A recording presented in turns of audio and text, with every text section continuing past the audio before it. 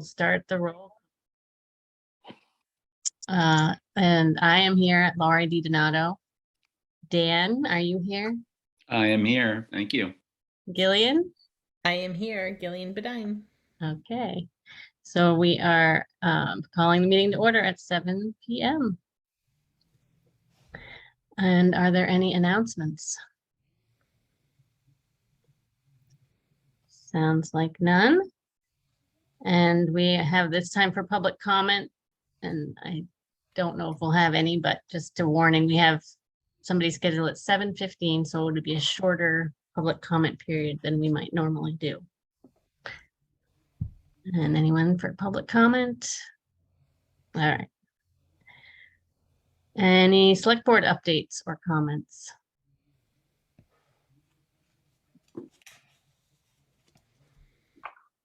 Okay, sounds like none for that. I just thought Oh, I would just go say ahead. that the painting of the town hall looks fabulous. Oh, good. Very nice. Yeah, I've noticed it here and there. Yeah. Definitely. Okay, and we can look at remind ourselves of the meeting and warrant schedule.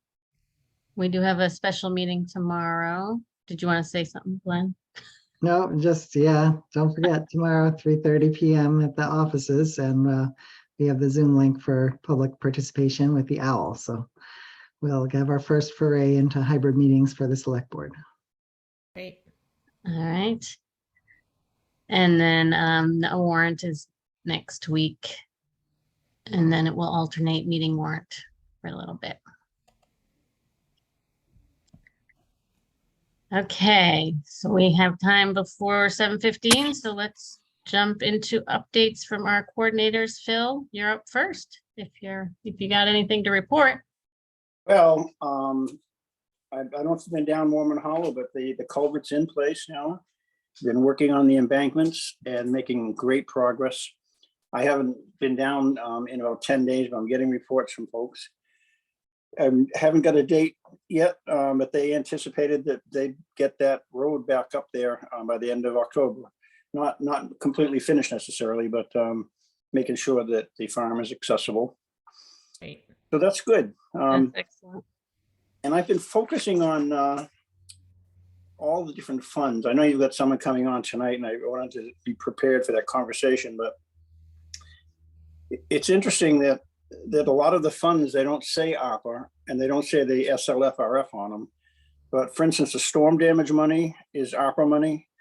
I think the earmarks that we've got have come through the state legislature, but I'm wondering now, I'm questioning, I guess, those may in fact be ARPA oriented or the SLFRF oriented.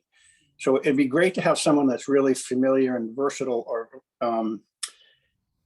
whatever the word is, knows how to talk about different things. I'm a little bit medicated here, so bear with me. It's okay, Phil. That's okay. Yeah, it doesn't feel bad. So, for instance, I don't think anyone in town has actual contact information for each of these funds, or has a guideline for how to proceed through them to completion. I know that we had a little hiccup last year trying to claim funds for employee stuff that didn't work. But I think we can avoid that if we get really, develop a nice procedure for making sure we know who we're talking to and make sure we get the right contact for each use of the funds and avoid stepping into problems. So I'm just kind of going through all the funds and, trying and looking for, they don't say right up front, it doesn't say ARPA, but the two funds that do say ARPA there, I think it's the federal money. I think those are the SLFRF funds that you've heard mentioned. But there's a lot of language that comes across. So it'll be interesting to talk to this person tonight and see if he can, offer some professional, experience on how do we sort through these things. Yeah. So Yeah. that's about it. I'm working, but I'm not able to drive for a couple of weeks, so you won't be able to meet with me unless you want to come here. Thank you, Phil. All Okay. right. Yeah, thanks for getting back into it so quickly. And I appreciate your thoughts when we talked to ARPA people later on. Yep. Okay, Glenn, or did you want to say anything about that, Glenn? That Phil was talking about, or? Well, I think just one piece of information I can offer is the state and local fiscal recovery funds. It's one kind of tranche of ARPA funds coming through. Those are the funds that come directly to the town that you all voted to use essentially as income replacement. In other words, you voted to just accept that as money that to be spent on the town the same way you might spend most tax dollars in town. But it is true that there's funding that goes to the Commonwealth of Massachusetts, and then they have their own priorities and projects, and they're distributing that. So we are getting funds that are ARPA related. For example, that the landfill cap project was ARPA funds, and sometimes it's mixed in with other funds as well, such as like surplus funds left over from last year when they had more tax dollars, took in more tax dollars than they were expecting. So that's why whenever we're talking about this kind of ARPA money that the town has to allocate, I try to say not just ARPA, but SLFRF, state and local fiscal recovery funds, because it's an important distinction. We are really responsible for those funds and how they get spent and making sure we're doing so correctly. And yeah, and but I agree that having it is confusing, and sometimes they send you to guidance and the guidance also is confusing, and you ask around with the other town administrators and they don't know the answers either because they've never, it's just a totally new thing. So that will be an interesting discussion later with the person from the consulting company. My other reports are just, I did do the walk around with Bob Peters, wrapping up the town hall painting project, and it looked good. It didn't, on a wet day without boots, I didn't go to the very back of the building to see. We didn't venture that far, but it just looked very well done. And he did have an accent color that was maybe a little bit darker than the original accent color on the front of the town hall, and I think it looks very good. And so I appreciated him for thinking not just about, that they did a lot of prep work to get the painting done, he said, but also thinking a little bit about the aesthetics. Everything else is pretty much white, but so that project, I think we can check off the list. Very good. Great. Yeah. And the only other thing is, I would say things with Entree, with our transition with the computers and stuff. I guess, well, first of all, there's some things that are still getting ironed out. Like, I think there are some people, for example, we had set up a forwarding thing so that email that was sent to the accounting at wendellmass.us got forwarded to Erin Degnan at her edegnan@frcog.org email address. And I'm not sure those forwarding things got transitioned during the transition. So we're sorting out things like that, or there were things where you could email both Concom and Conservation Commission, and both of them would get to them. So we're fixing those, kind of finding them and fixing them a little bit at a time.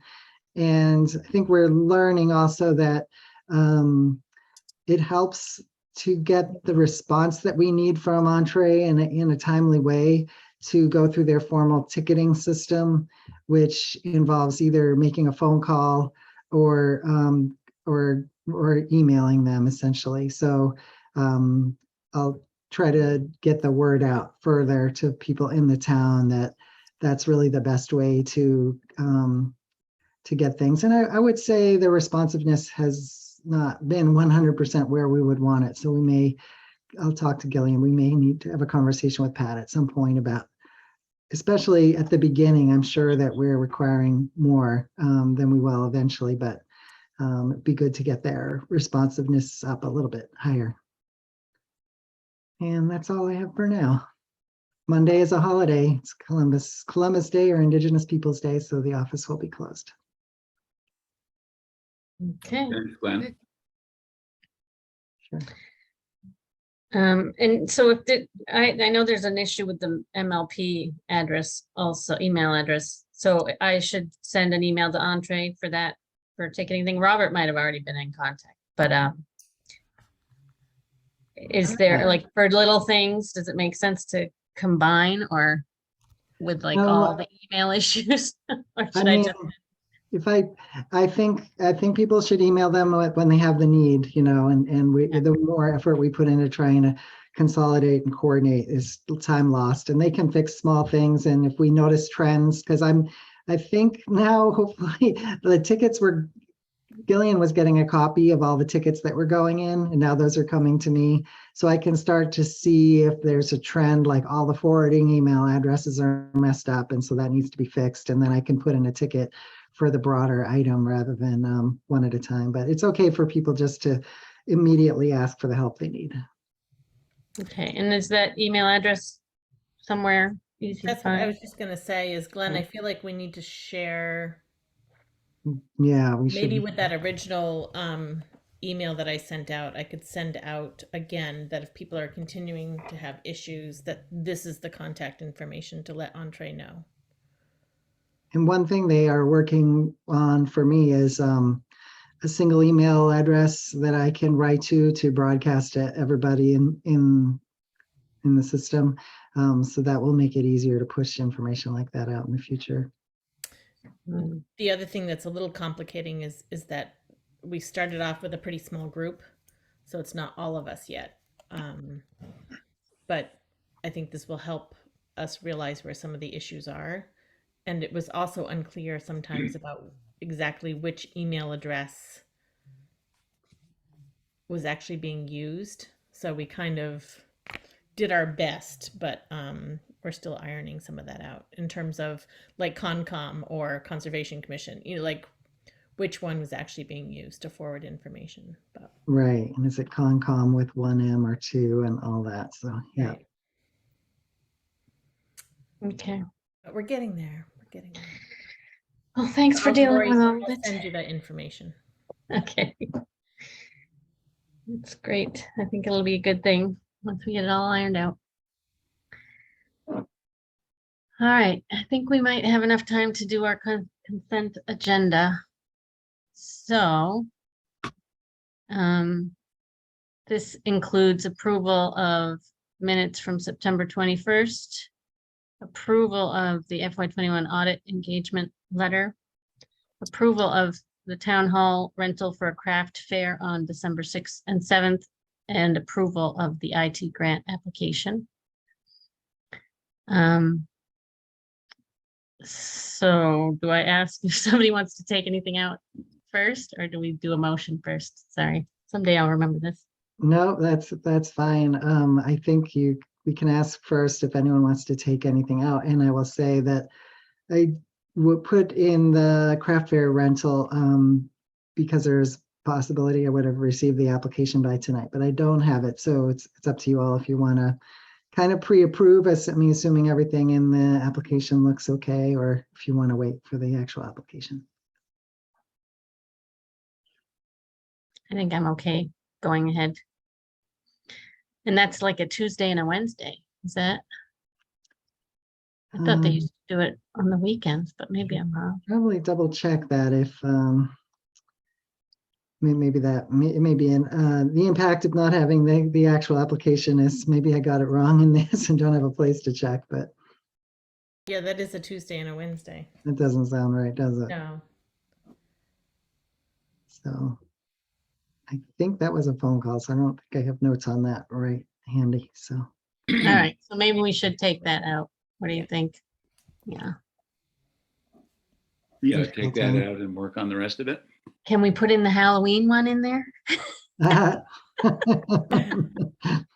probably not. Really should wait for items not anticipated. Okay. So I'll make a motion to approve this consent agenda with the removal of the town hall rental approval. Yeah. Second. Any other discussion? All in favor? Aye. Aye. Should probably say thank you to Gillian for the tremendous work on the IT grant. It looks Oh, great. absolutely. Thank you, Gillian. Yeah, thanks, Gillian. That looked good. I will submit that this evening. It's due by noon tomorrow. And Cool. we'll wait and see what happens. Great. Okay, and it's 7:15 exactly. And we have Cliff here. Thank you, Cliff, for coming. I'm not sure if Ryan is here. I got a call from someone, not Ryan, yesterday saying that they would be attending to represent National Grid. But Yeah, his name's Lance Wade, and he just was messaging me. I thought that he'd gotten the information from you, Glenn, so I had forwarded him the Zoom contact, and he's like, "Where is everyone?" Like he was at the town hall, Oh, or no. the wherever it is, the town offices. So he's running across the street to the library to get better Wi-Fi service, and we'll be hopping on probably in the next minute or two. Maybe he's the mystery. Maybe that's me. I might have accidentally. Am I on my phone? Probably. Oh, are you in twice? I must be. Did I leave? Yep, that was there you me. go. I think because I was trying to send him the link and it opened it up on me instead.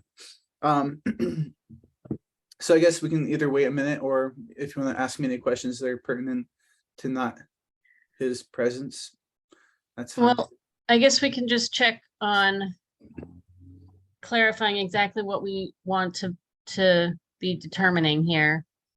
I can just say from my end, I reached out to the lawyer, but didn't get a final answer. And from what you had sent, so the question is that I think the main question we're still sort of grappling with for the tree hearing is whether or not the planning board needs to be involved based on the scenic road designation, for which all Wendell roads are designated scenic roads. And based on what Cliff sent out today or yesterday, I can't remember, and just reading the law, to me, it seems that they probably don't need to be involved, or, the law doesn't require that. So there has been we've been confused about it because from my recollection Oh, cool. and experience, they have always been involved in the past. So they have always been the ones to hold tree hearings.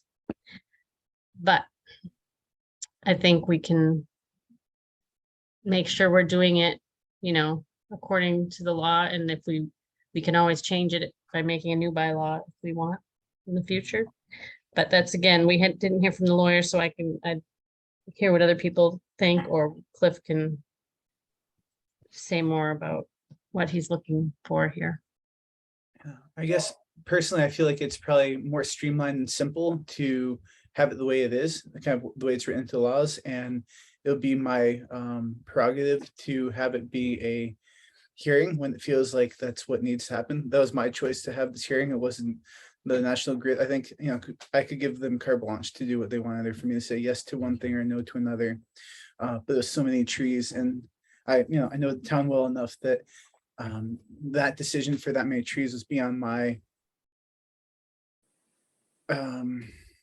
not beyond my clout per se, but my duty to the town is to represent it and to be the voice of the people and to be that representative to have discerning mind. And because there's so many trees and there's so many people who'd be impacted by that, it was not a decision that I could make on my own. So when it's individual trees or a few trees, I feel like I have the ability and discretion to be able to do that. But when it's a larger amount, like every 5 years, I think that we'll just have it in place that will be a hearing. It sounds like that's what National Grid's intention is they'll come through on their circuit every 5 years. And so it would make sense that would be, a time when we'd have a hearing. And if there were other trees that were on town land that were, monumental in some capacity, something that was over, 150 or 200 years old, or something that was, had a place in space within town, that would be something that would be, up for question. Starting off with probably the select board, if we all decided that that was something that was deemed, necessary to get the approval from the town or to get everyone's opinion, that we'd go forward. A good example would be the tree that's adjacent to the permaculture garden down by the select board, where the town office is. There's a big double oak tree that the owner who recently bought that property wants that removed, but it's, a giant oak tree that would take up 3/4 of my budget. And, it's also probably one of the biggest oak trees we have on the roadside. So, that'd be a good example of something that I wouldn't want to or feel comfortable making a decision to remove unless it was pertinent, where the person was going to lose their house, or it's, creating a big risk, which it's not, but it still poses a risk because it's starting to degrade in health. So that would be something that I would pose to the town, because it's something that's like, I could go either way. And so it's better to get, not informed, but, people's input, basically. So if we want to write into a law that every time we have one of these circuits, we have a hearing, that's fine with me. I'm not going anywhere as tree warden. As long as I keep on getting voted in, I'm going to stick around for the long haul. So I'll stick by that. But that being said, if that feels like something that we want to write into a bylaw, I am in support of that. And this is Adam Zakowski sitting next to me. I can't really see. We've Oh, hey, Hi, Adam. writing in here. So he's talking. I was up at the town office, and a guy from National Grid is trying to log on right now. Okay, great. Thank you. You invite him Um, over too. Thank you so much, Cliff. And we really, really appreciate everything you're doing and that you chose to do a hearing. That was excellent. And I would love to hear from the select board based on what, if we want to make any recommendations with or without the lawyer's input before Dan Leahy also wants to talk, but I'd love to hear what the other board members are thinking first. I really appreciated what Cliff said. I think he's got a great strategy. I agree with all of his perspectives on what to do next, and I'm fully in support. Thanks, Dan. Yeah, I also felt that the tree hearing was a good idea, gave people an opportunity to provide some feedback about how they felt about some of the trees. I guess I also do want to keep in mind, which I feel like you are doing, Cliff, the purpose of this particular sort of task or job is that the electric company is looking at the hazards, and we have a lot of concerns in terms of our electricity going out, as well as our new internet lines, and we're trying to protect those and balance it with our town interest in keeping healthy trees as much as we can. So, I feel like it was a hard conversation. I feel like people learned a lot during that hearing. I wasn't there for the whole time, but I was there for part of it. And I feel like this is definitely a good process to be going through. It's also a benefit for the town if the electric company can take care of some of these trees that are a huge cost to the town to remove, that are hazards and need to come down. Yep. So Dan Leahy, did you want to say anything? Sure. I don't know if you saw that note that I sent you, Lori, and the rest of the folks about the planning board's involvement. Yes. Yeah.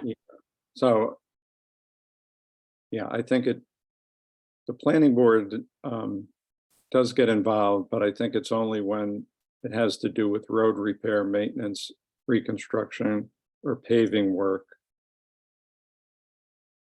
So that, I think that was the distinction between the tree warden and the planning board. Right. Yeah. Good. Okay. So we are still set to have sort of this continuance of the hearing anyway, right, Cliff? Yeah, I mean, I would like to, I'm not sure if this is a good time to decide in this meeting, but there's so much contention that receiving from people in town. So many different people want their voices to be heard. That to me, it might make sense to go through the trees and decide, the top third trees that in my eyes need to be removed. Like it's like, without a doubt, these trees are going to go on their own within the next year. And those, we can go through as a town and just say, like, if there's any opposition to that, whatever, but it'll be, streamlined.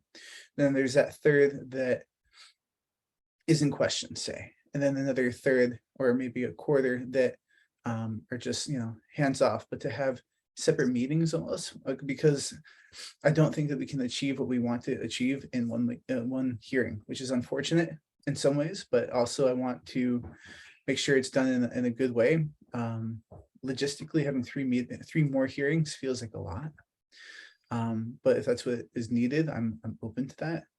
I'm not sure if there's a better way to do it.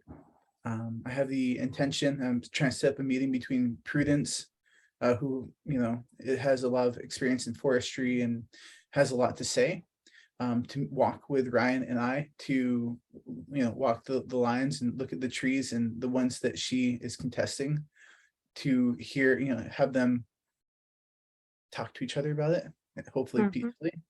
And then for me to take notes based off of that, and then to, because there would be some trees that she'll be like, oh, this, shouldn't go, and he'll explain, and she's like, okay, you make a valid point. Hopefully they'll be able to be a little flexible with each other, and I will use prudence to, make maybe a more educated decision in conjunction with my own. As tree warden, I'm supposed to have like a little team anyways, and so she has a lot to say, I feel, and I wouldn't say clout in town, but there's definitely like people respect her opinion, and so I feel like if she's on board with a certain amount of trees, then that it would be easier to clear with the rest of the town.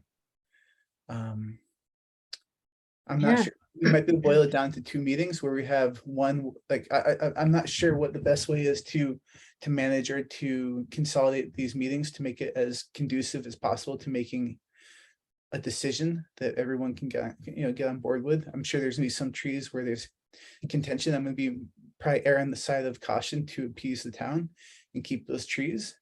But that means it's gonna cost our town probably more money in the long run to have to take care of them down the line, but that could be 4 years from now. And so if we're able to keep these, majestic maple trees for another 4 years, in my mind, it's probably worth it in a lot of ways.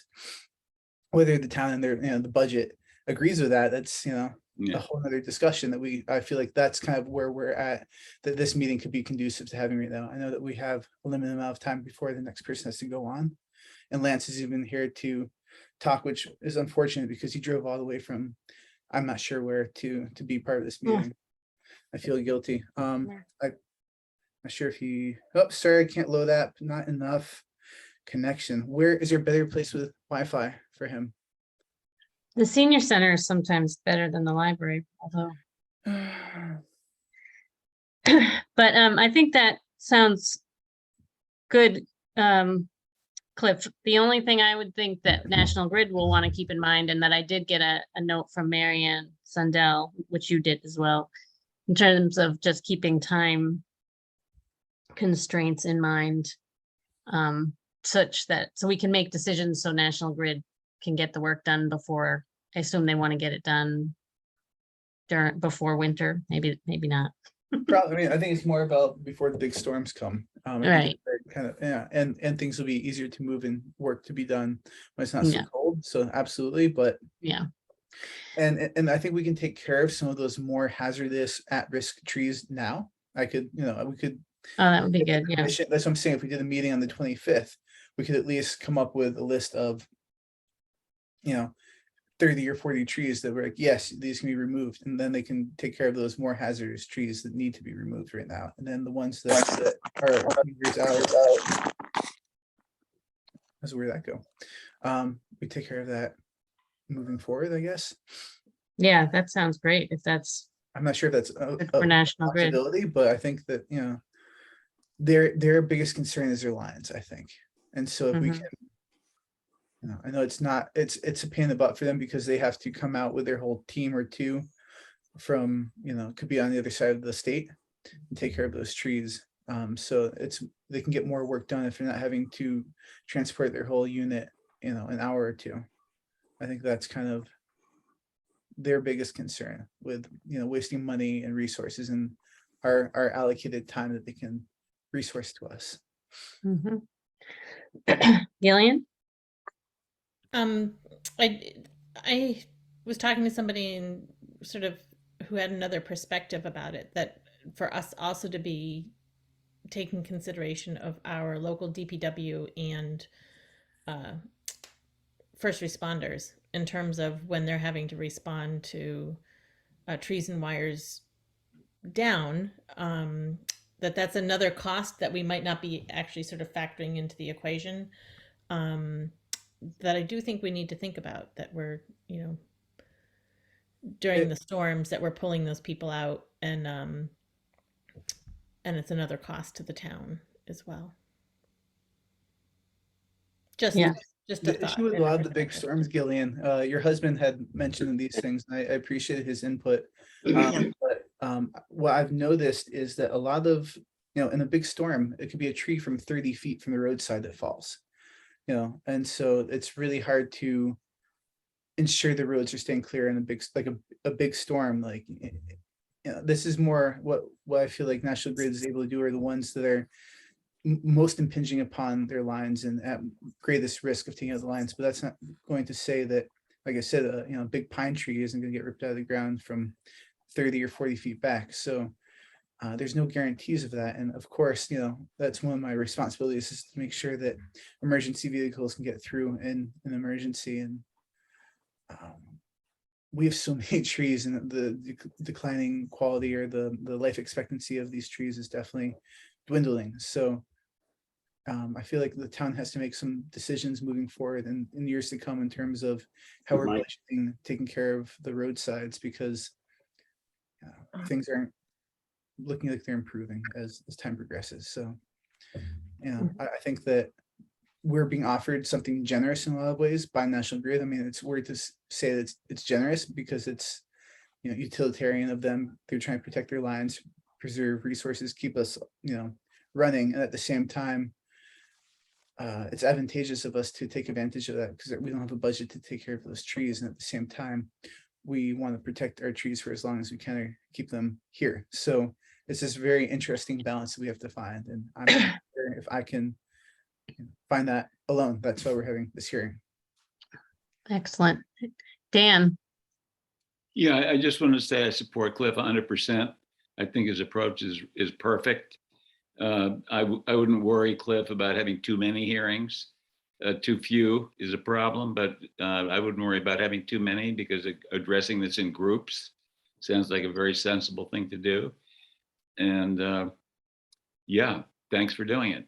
Of course. Yes, absolutely. Okay, so we have another person on for 7:30, and I don't know if you want to hang on or contact the National Grid person to see. I don't know if we can fit more discussion in later in the meeting, or we could come back for another meeting at another time too. Yeah, he's gonna be miffed to me, I think. But yeah, I'm not sure what to tell him. I mean, I guess if But worse I- comes to worse, or best comes to best, I know that we have to move on. But if he's able to get on at the end of the meeting, could you field any questions to him then? Can I tell him, like, if he can find a good spot to be? I Are you think guys- that seems fine to me. What time would you speculate that would be? Well, we have people on the schedule until 8:30. That's starting at 8:30. So, So 8:45 or 8:50 or so? yeah. If he could be on at 8:30 in case we're able to get done with some business sooner, or, that would be ideal. Okay, I might just send him down this way then, and he'll use my Wi-Fi or something. I've never met him before, but I'll take the risk. All All right, right, thank you, Great, everyone. thanks. Okay, we're on to speeding on Montague Road with Ed. Hi, Ed. Hi, folks. Thanks for having me join this meeting. If there's no objection, I'd like to actually start with the second item on the, that I put on the agenda. And that would be the temporary repository for Wendell's historical documents. Is that okay? I'll say probably okay, since we're only 5 minutes off. Thank you. So next year, very exciting. Next year is the bicentennial of our wonderful home, the former Congregational Parsonage. And in preparation for that, I designed and built and launched a website called the wendellparsonage.com. I launched that last fall. And that site has a history of the home and all of the ministers who lived here and all the stuff that's happened here in the last 199 years. And part of that website, as part of that website, I also launched a page called Our Town Wendell. And that went up in February. And on that page, there are 400 newspaper clippings, photographs, documents from the early history of the town, stuff like that, stuff that people who like to read will find fascinating. So that's sort of the background to this repository idea that I came up with. And it's not new.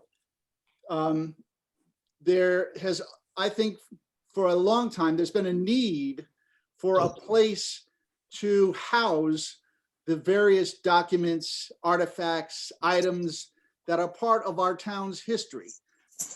There's no central location where there's no like museum, history museum in town. And people have talked about this forever, or at least some people have talked about it forever.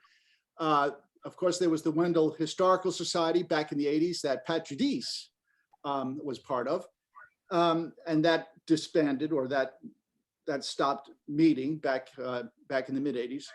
So I started a conversation with various people in town about trying to find a place that we could call a temporary repository and gather these items floating around town, either in private homes or at the library or at the town offices or in the vault at the town hall. So so that's been my that has been an effort that I've been leading for the last 6 months or so. So I went to Phil Delory, and we had a few conversations, and Phil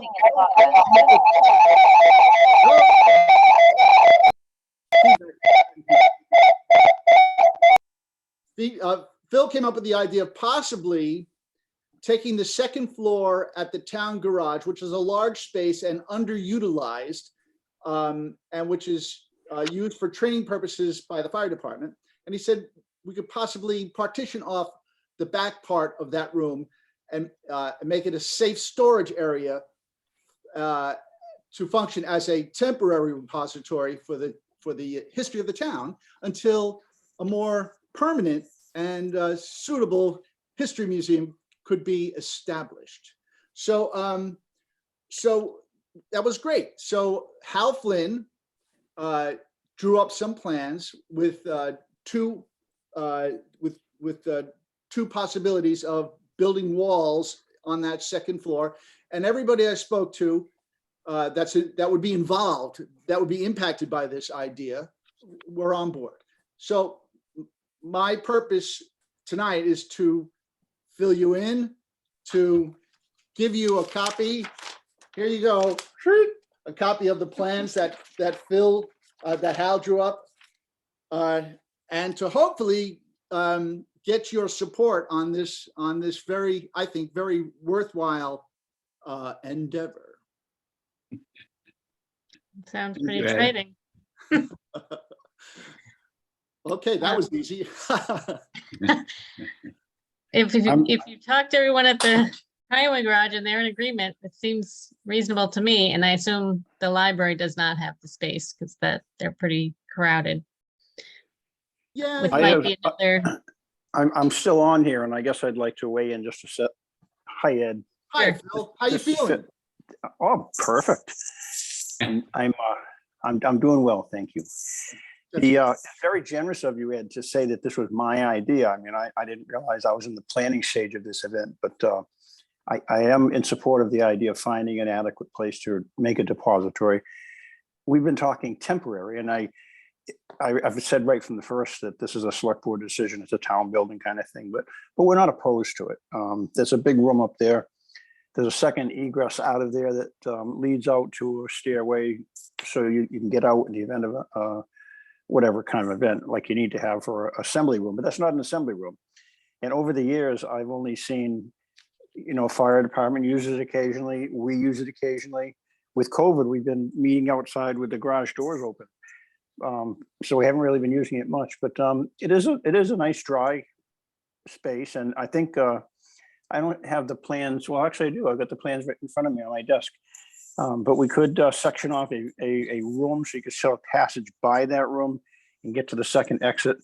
I think there's a sink up there that is irrelevant. We don't have, it's not like we have gatherings where we're serving tea and things, but I can't remember, Ed, if we've made a decision to incorporate the sink side of the building or the other side of the room. But anyway, the other thing I said is that I was uncomfortable with this idea if there's no understanding that this is temporary, that the town should be looking for a place, because I don't think Ed does. I mean, Ed can say, but I don't think it's any idea if people have more than what we anticipate. Maybe there's some artifacts that have some volume. I don't know what, if we're just going to say, no, this is only papers, or how that's going to be handled. But I want it clear that it can't. I'm sorry, my phone. I thought that was my phone. Darn kids. It's mine. I want to be sure we can still use the room, and we can't agree to this endeavor taking over the whole space. Oh yeah, that was the understanding right from the get-go, that it would be the back third of that space, strictly on a temporary basis. So yeah. Okay. And you did check with the fire department. Yes, and they're in favor of it, as Okay. long as we keep the sink. All right. I'm thinking maybe we can look at the plans and maybe have this on the next agenda, so we can just have a little bit of time to think about it and look at the plans, and then we can make a final decision at our next meeting. Great. That sound good for people? I've got a few Yeah. questions as a former librarian, in terms of the climate control situations in that space. Is it heated or cooled at all times? The building is kept above freezing all the time. They have vehicles inside there that have to be ready to use in all weather. It never gets cold, never freezes, certainly. They don't keep it 70, but it's oh, go ahead, sorry. Well, my question is, if it's kept above freezing, it being up on a second floor, what are the temperature fluctuations like? Because temperature fluctuations are very, very bad for historic materials. I would say that's a concern that Ed or other people are going to have to work out. Maybe that would include some kind of temperature control in that space they're creating. I was going to suggest also that you may want to use fire rated sheetrock if he wants to. It's a high value of a high value assembly that's called of documents. You don't want to lose it in any case. So it will be sealed. It will be an airtight room, I assume, and I think that would be reasonably easy to add some kind of a temperature control. I mean, the mini splits are somewhat costly, but that's an idea. They could have that room kept at an even temperature all the time. Mm-hmm. But the highway department, I haven't, I'll discuss it with the crew. I don't know what they do with the temperatures as far as in the cold weather. I've never gone in the building and had it cold, but the room upstairs is sealed. It's in the center of the building. So any heat that's in the building always rises and it stays pretty comfortable up there. Never seen any mold or anything. Yeah, I would be concerned about it in the summer in terms of the heat up there, because, for example, the Montague Historical Society is up on the second floor of the old Grange, and it becomes really hot up there in the summer. They've got a lot of mold problems in that space. And Hmm. I've dealt with a lot of mold issues with the 3 libraries that I ran in Montague. So Ed, maybe you and I could talk about that some more. Yeah. Because one of the last things I did before I left, I got a grant for $35,000 to do a survey of all the historic materials in the town of Montague. And as part of that, did a lot of work with a consultant about proper storage conditions for future planning. Yeah, and I think once we get the ball rolling on this and word gets out around town that this effort is underway, I think people will come together to try and make the real thing happen. I feel very confident about that. Good. Yeah, that would be great if you can talk about those issues, those concerns, and then we'll look at the plans. And is there sort of a cost estimate on those plans too? No. Okay. I mean, it's a pretty simple structure to build. It's I don't know if Ed's got resources or funds, if he's getting volunteer work with Hal, for instance, and some of his associates. Right. But there's a lot of folks in town that are That's right. really pleased to do volunteer work. So I won't Great. imagine the cost would be high. I don't think so either. All right, that sounds good. All right, we are a little over our time. Is it okay with everyone to move on to the speeding question now? Sure. So I'll try to get right to the point. Couple of weeks ago, I had to call the police department because there was trash thrown on our land. It was 3 large bags, and Officer Gould, very nice man, very helpful, came over and we were able to get a name out of one of the bags actually, and we were able to determine what the source of it was. But while we were discussing the trash, a la Alice's restaurant, I asked him about speeding, because you guys know that Sheila and I have a large piece of land that has 1,000 feet of frontage on Montague Road. And in order for us to maintain our property, I have to be out on that road a lot, either walking up and down or driving my tractors up and down or across the road where we have property as well. It's dangerous. There's no other way to put it, especially with the closure of Mormon Hollow Road and the increased traffic on Montague Road, and with the limited, and this is not a complaint, it's a reality, with the limited police patrols on the roads, people know that they can get away with driving over the speed limit. And because we live on a hill, people speed down and people speed up. My concern is that I'm going to get killed. Somebody is going to come up that hill and they're not going to see me around that blind turn just below the house, and they're going to run me over, either walking or on my tractor. I have had many close calls in the winter while plowing and in the summer while hauling wood with people who they just speed.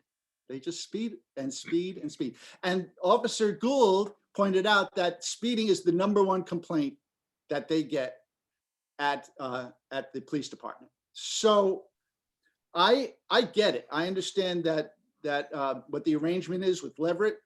I understand what the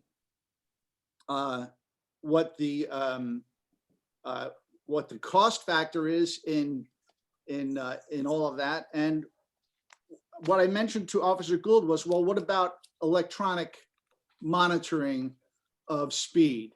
And he said that the Leverett School Committee looked into that for possibly putting up in front of the school because they wanted to monitor the traffic situation. They have a speeding issue as well. And they come in at $10,000 a pop. And it's like, what? So I went online. I said to myself, this can't be the only way to monitor and to get data on how fast people are going, and in fact, even record the cars that are speeding on our roads here in town. there's got to be a more cost-effective way. Guess what? There is. There are contemporary websites where hackers communicate with each other on how to do different projects with little computers, like thing called Raspberry Pi. I don't know if you're familiar with that, but it's like a wallet-sized PC, and people build all kinds of wonderful projects with it. Well, online there's a project called Busted, and it's a plan using a Raspberry Pi and other machine learning software or code to actually record the speed of an automobile, to photograph the automobile, and then to relay that information either through Bluetooth or through Wi-Fi to a computer where it could be transmitted to whoever. So these plans exist, and the cost of this project is $500. So something has to be done, in my opinion, because it's really out of control. Yeah, thank you, Ed. We definitely get these complaints a fair amount as well. And I know I've looked into these things a lot too. And one thing I remember, and I'll have to look into it again, is that I feel like there's a Massachusetts law against cameras taking pictures, but I'll look into that. Because I remember there was a lot of talk about it's better to use cameras than having police details so that you can decrease, interactions between police and drivers. So I was excited about that possibility, and I think there might be a law. So I'll check into that. Yeah, that would be something, if there is such a law, that would be a law that needs to be addressed, especially for towns like Wendell that are cash strapped. We have very little, I don't have to tell you. We have to do something. And we right now it's sort of like the wild, wild west, or wild, wild Wendell, in terms of the cars. So another thing that several people have brought up is sort of traffic calming strategies. Oh, And Sam Birch is one who talks about this a lot. And I think that there was sort of interest in possibly having a committee who might work on sort of alternate ways of handling speeding. well, here's another idea I came up with. The Wendell, I'm getting an echo here. Yeah. So I muted Dan. That seems to solve the problem. I'm not sure why. all right, so here's my other idea. This house that we live in is part of the Wendell Town Common Historic District. The parsonage is part of that. And what I would propose is establishing what the parameters of that Town Common Historic District are, because people talk about it, but no one can really define it. Now, if you think about it, it's probably on the north at the end of the large common by Richardson's house, which used to be the post office. And on the south, maybe Cooleyville Road. On the east, maybe down by the old schoolhouse, which is now a private home. And then on the west, the parsonage lot. And perhaps signs could be put up that say entering Wendell Town Common Historic District. And once that is clear, then maybe the county, FERCog, could be petitioned to reduce the speed within the Common Historical District to 20 miles an hour. I think that's worth considering. Would be cheaper for that particular spot, but there's plenty of other spots that. I mean, if you think about it, think about all of the activity that goes on in that area that I just described. You have the four corners where the common is and the two churches. You have the senior center, you have the gazebo, you have a bus stop there where parents and kids are for 9 months out of the year going twice a day. You have the library, and you have a playground where there are children, all inside this common historic district. Maybe slowing the speed limit there is one way to get people to just slow it down. Mm-hmm. So that's my pitch. Yes, well, thanks for all that, and I'm sure this is going to be an ongoing conversation. But if you have interest in being on any kind of a committee for traffic and speeding strategies, I'll make sure I'll put you on the list. Put me on. All right. All right. And I will get the plans for that temporary repository at the town garage to you guys. In fact, I went over to the town offices tonight to give them to you personally, but the building was dark. Then I looked at my email. I'll be there tomorrow afternoon. Okay, I'll let you guys, I know you've Thanks. got a busy meeting, so I'll sort of bail out. All right, thanks. And yeah, we are a little behind schedule, but did anybody else have anything to say about the speeding? I will just pass on that Maria, sorry. Said Mar- there are grants through Mass DOT possibly for the speed signs, the ones that track speed, so. The Does other anyone thing, know where the historic district, what the parameters are of the historic district? I do not. Jean Forward, she the one who got that going? I believe so. It is a question that's come up and has caused, in real estate transactions, it matters, and it would be helpful to have very clear delineations and definitions of what is required, but I don't know that it exists. Gillian?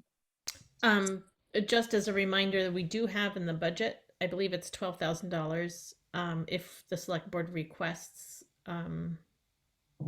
additional patrols for speeding, and given the concerns on Montague Road and West Street, I wonder if that's worth having a conversation about, if that's something that we want to look into as a temporary Yeah, measure. I know there's a lot of people who don't want that to happen, but I'm also hearing from residents who do want something more to happen than. certainly part of the conversation. Yeah, and I have been seeing, like, our police officers have been in the center of town a lot, and I sort of was hoping that that might help calm some things, but sounds like it's still a concern. And when you add to it the texting that's going on, and I see it, our house is 30 feet off the road. People are going by all the time with their faces and the cell phones. That just adds to it. Yeah. Yep. Okay, ongoing discussion. Maybe we can put it on for next meeting too, Glenn. And let's move on. Thank you, folks. Yeah, thank you, Ed. To Adam. Sorry, we're a little late, Adam. This is about the Hello, project of Stone Cutoff Road. that's me. So I just want to bring up to get the ball rolling and see if it's even possible to make my road a private road and take it off the town books so that it would be one less road for them to maintain. Is Bill still there? I'm not aware of the process of this, how this normally happens. So if Dan or Phil. I'm thinking the road already may be on the list of roads the town does not maintain. I will check in that. I've got a list I can find here in a few minutes, but we had some extensive repairs up there after the storms last summer. Yes. So we spent a good bit of time there and put a good bit of time on repairing it. However, I think, excuse me, I think your home is you have the only home on that road, is that correct? There's my neighbors have I believe the number would be 47. They have one out of the other end of it. Okay. But If the you want- leg of road I'm talking about has just me.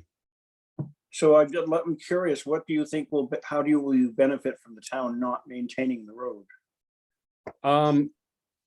Well, for one, I'm having trouble. I run livestock, and the biggest trouble is that I can't put up like temporary gates or anything to cross livestock for a day. This time of year, I'd like to easily move livestock from my barn, which is on one side of the road, up into the woodland where they could graze on all the acorns and things. That's one big thing that would help me a ton. I also have no problem plowing it, and seems about, other than the they fixed the damage last year. It's getting pretty deteriorated again, and nobody's been up there, so I figure I might as well grade it, but I don't want to touch it if it's not mine. So just to be clear, I'm hearing that you're talking two different things. Having the town stop maintenance and making it, it sounds like you'd like the town to turn the land over to you as part of your property. That's right. Oh, okay. So I think that's a bigger question. I don't have any issue with it. I'm just trying to clarify what it is that you'd like to see done.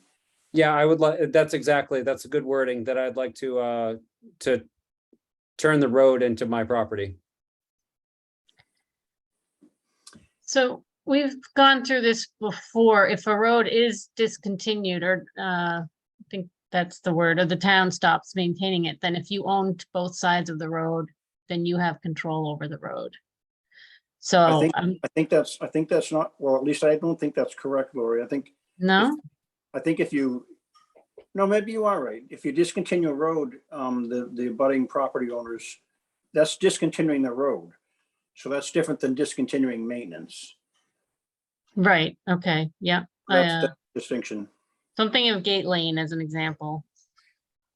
We've discontinued maintenance there, but we never discontinued the roadway. Even though it's not it was built by other people. It's a private way. Okay. Oh, so was it never the town's? I don't know that it was.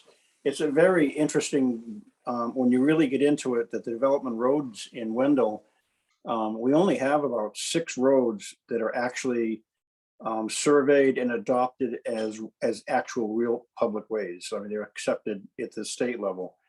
We've got roads that have never been surveyed, so we don't really know what the bounds are, where the meets are. And I think it's really the town has accepted over the years maintaining these roads, and it's almost just evolved, I suppose is the word. A cart turned into a road, a horse path into a dirt road, into a paved road with houses on it, and the town has just kept up with it and maintains them. I don't know it would almost be like a public auction in my thinking, giving the ownership of the road away. But sorry, I didn't get the gentleman's name that we're talking about here, but if he already owns land on both sides of the road and we just discontinue the road, I think that might solve the issue. Then we're out of it. We're not involved. But I'm not sure about that. It's a good land use question. The one trick is the road I don't know the state of the road, but it continues on past your property, Adam, right? Yes. So we There's wouldn't, if those people don't want the road discontinued, then. Yeah, that there's might be- a jet in between, so it's there's another access to their house that wouldn't be part of this road. What I'm Okay. talking about. Okay, right, okay. Okay, Dan, I think Dan Leahy, do you have something? Yeah, I just wanted to mention that in the 2004 development plan that was done with, I think it was FERCog that the town of Wendell did, there's an entire section on roads, the layouts of the road, that there was a whole bunch of work done by FERCog. And then there was also, in some of their research on the town roads and the layouts, they also said additional work can be done.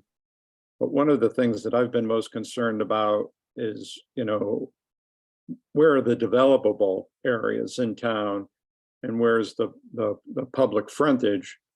And I believe it was in a 1986 town meeting. I don't have the document where I can reach and grab it right at the moment, but there were a number of roads, maybe a dozen roads, and portions of those or their entirety were discontinued by town meeting. And that was an attempt to control growth in the town of Wendell out on, little 2 tracks out through the woods. And Gate Lane is one of those roads that was discontinued all the way from New Salem Road, all the way to basically the New Salem line. Dan, do you know if that's discontinued maintenance or the roads themselves were discontinued? What does that mean? Because it's hard. I think that's the question.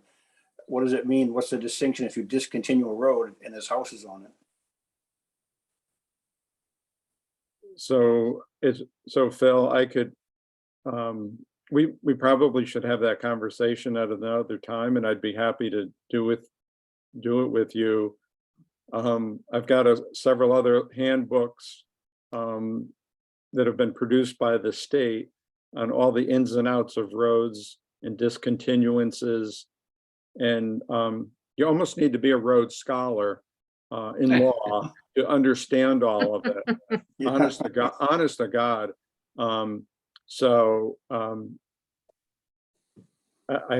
We probably shouldn't be talking about it tonight, but I'd love to catch up with you about it sometime. That'd be great, because I run into it in areas of issuing building permits or not. And for instance, with Gate Lane, we've determined with the fire department that it doesn't meet the requirements of adequate access, irregardless of whether the town maintains it. It just doesn't meet the requirements. So I've declined to issue any building permits out there for new development. But there's a lot of land out there. But I think the state's just recently taken over a lot. So in any event, I would be happy to get together with you, Dan. Okay, great, Phil. Thank you. So this seems like another issue that we'll take up at a future time. We'll do some research and figure out what's possible, and we can discuss it again at a future meeting. Sounds good. All right, good. All right, thank you. Thank you very much, Adam. Okay, not too far off. It is, I believe, time for Mariah. Is that right? Yeah, hi, Hi, Kurtz. I'm the town planner in Irving. thanks for coming. Thank you for having me.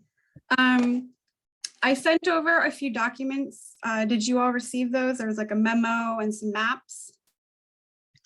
Yes. Yes. Okay. Yep. So as my memo described, I'm researching a shared use path that is on the Wendell side of the Millers River, but would connect several parts of Irving as well. And I'm just in the beginning research stage right now. I've been digging through actually that same development plan that you were just referencing, looking at different roads, as well as looking at DCR maps and fish and wildlife maps, and trying to just get a feel for what is really even going on that side of the river. And I know that this is outside of the Irving town line, which is where I work. But I think as we've all come to know, town lines on a map are different than how we actually interact with our environment around us. So I wanted to come to you to just understand generally where you would all stand on this, if there's more information you'd like.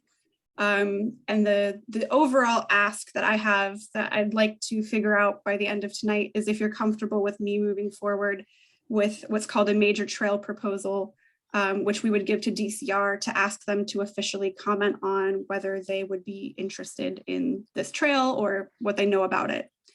And I'm going to share my screen so I can show you on a map what I'm talking about. Can you all see this? Yes. Yes. Excellent.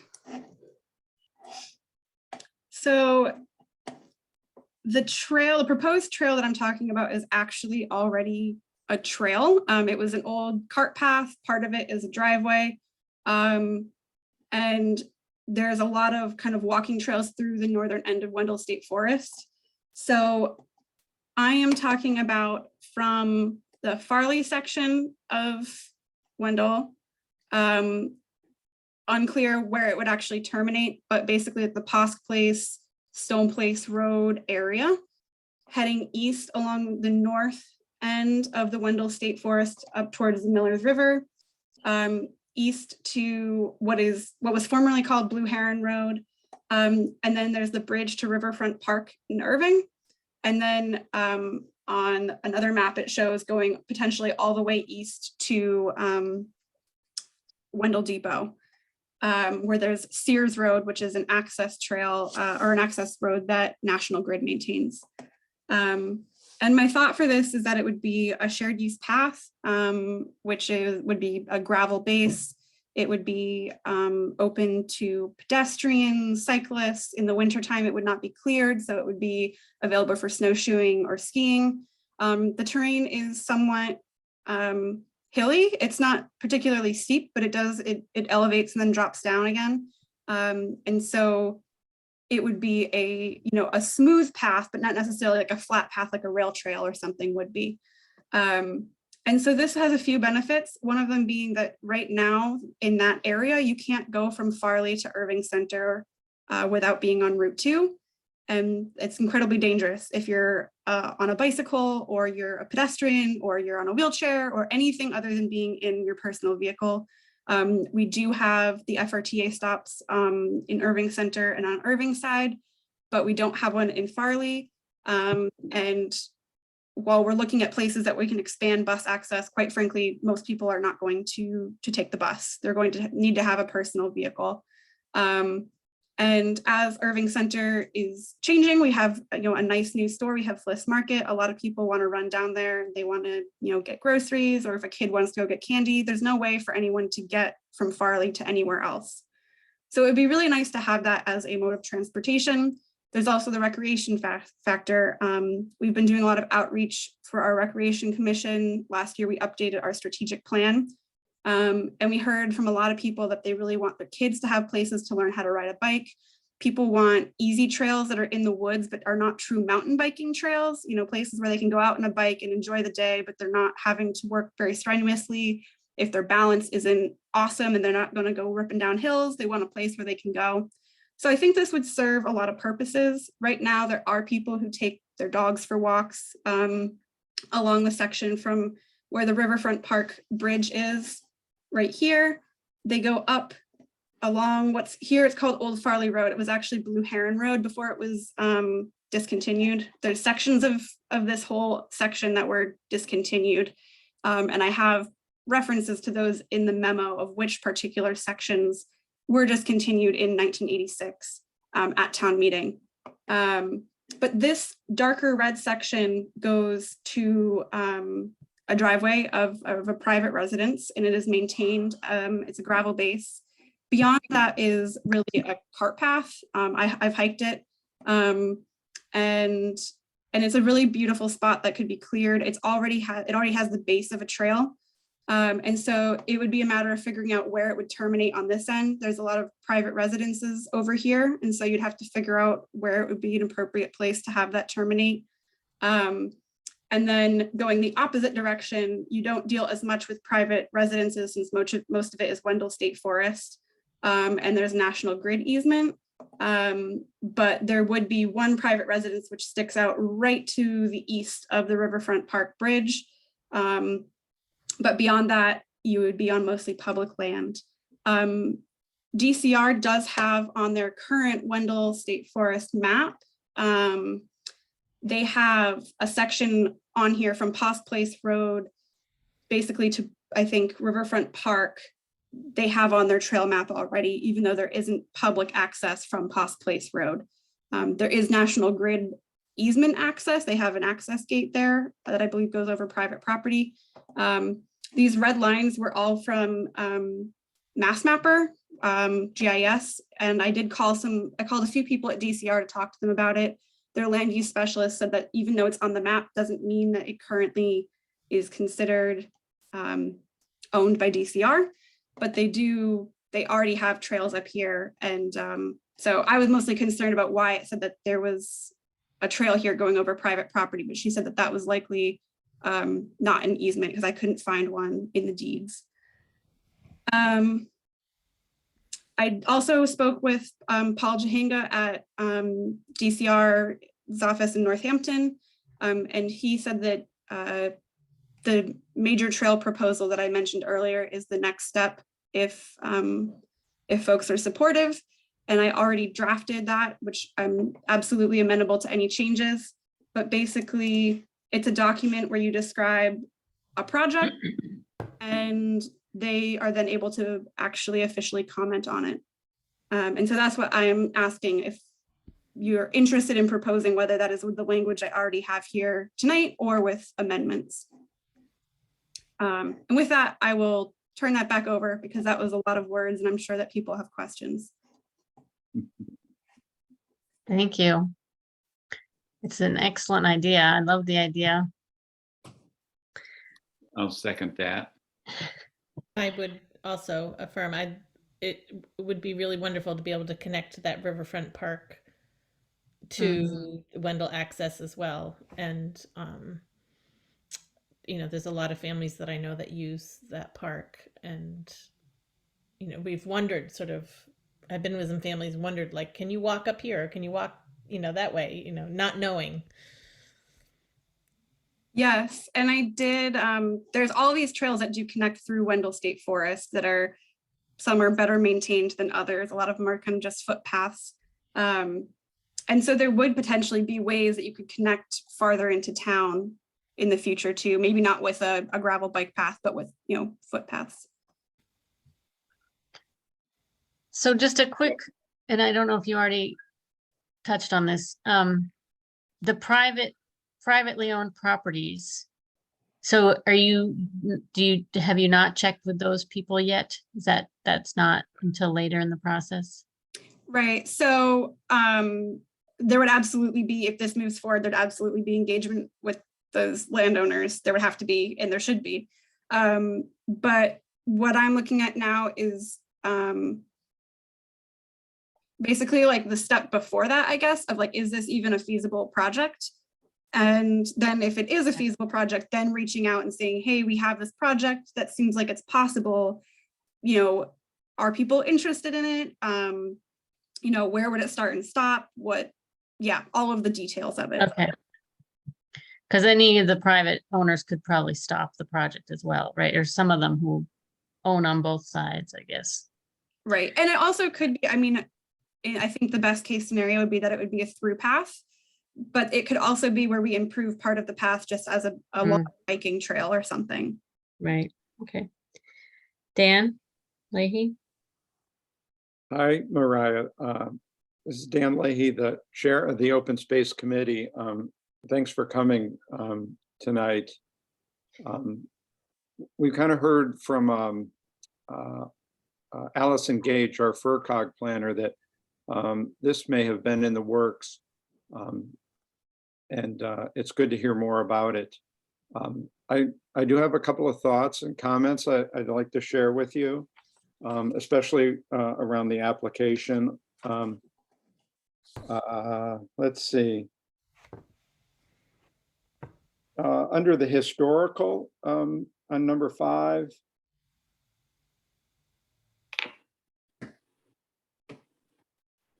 Yeah, okay, so if you were coming in from Sears Road, and I can't tell exactly where the trail and the construction would happen, but you've got Old Stoneville is there on the south bank of the Millers River in the Wendell. It's a privately owned parcel, but it's is eligible for the National Register. I think all that work happened when there was the battle to stop the realignment of Route 2. And I also know that I think in some of that work on the realignment, there may have been indigenous artifacts located along the Millers River also. I don't know the exact location. And then under B, yeah, you've got the residential properties. You've probably seen the parking area there that a landowner has created. Just The lumber company parking area. so in Farley, that's where we have the historic bridge, correct? Right. Right, so Oh, you're talking about right over where they were doing it for the rock climbers? that's right. So if you're facing north in Wendell at the historic bridge on the left-hand side, that property is owned by Matthew Munson. And he created a pay for parking area. And so I just want to let you know that that is happening there. And I think there's some collaboration with the Appalachian Mountain Club around that property and maybe some signage. It's probably an opportunity, a potential opportunity, but I don't know what the landowners' thoughts are on that. And that's, if you also look at a map for the New England Trail that's published by the New England Scenic Trail, they identify that parking lot as a parking area. But it's not just a public parking area, it's private land there. So I just wanted to let you know about that. And under rare, endangered, and threatened species or natural community resources. Yeah, there. I think you've got that covered. But under E, other critical wetlands, natural resources, or wildlife habitat resources. Under biomap, pretty much all of that area is identified as critical natural landscape.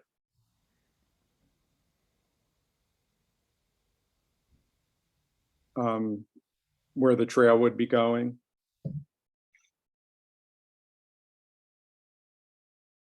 And then I think the other, probably the biggest issue that you might have to deal with is, I don't know if you've thought about, back in 2012, the state designated, came up with designations for DCR parks and forest, landscape designations. So that entire piece of land that you're proposing to go through is designated as a reserve. And you should probably take a look at that. You can go online and just Google landscape designations for DCR parks and forest, selection criteria and management guidelines.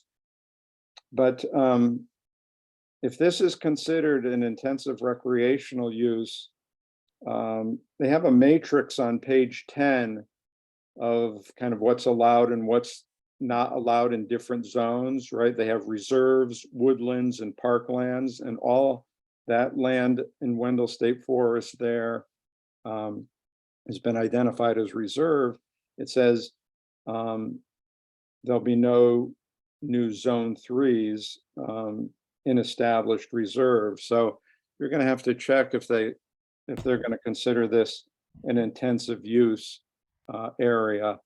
And if you also go to page 21, well, actually starting on page 19 and go through to page 21, you'll also see some specifics on recreational and public access guidelines that they talk about in these reserve management plans. And I don't even know if they've done that work.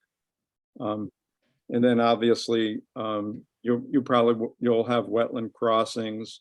Like specifically, the one that comes to mind is the Bear Mountain Brook. So just beyond where that private residence is on the well-maintained area of what is Old Farley Road. It's also called Bluebird. Just beyond the residence, that's Dale Kowacki and Laura Bakken's residence there. As you go downhill there, there's a stream crossing right there. And I'm sure there may be others. And I guess the only, this could be a plus, depending on how you see it. If the trail is created, I think one of the issues that is happening right now that I've witnessed, because I've walked Sears Road almost the whole length over to Farley, but in that Sears Road area, there's some serious off-road vehicles. And even if you look at the mass mapper and go to the 2021 land use cover, you can see that yeah, you're not seeing it at this level, but if you go to mass mapper, there's all kinds of illegal,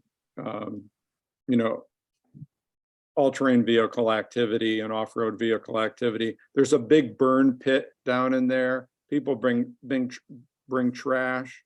So the state's going to have to, I think, DCR would have to engage more in limiting those illegal activities there.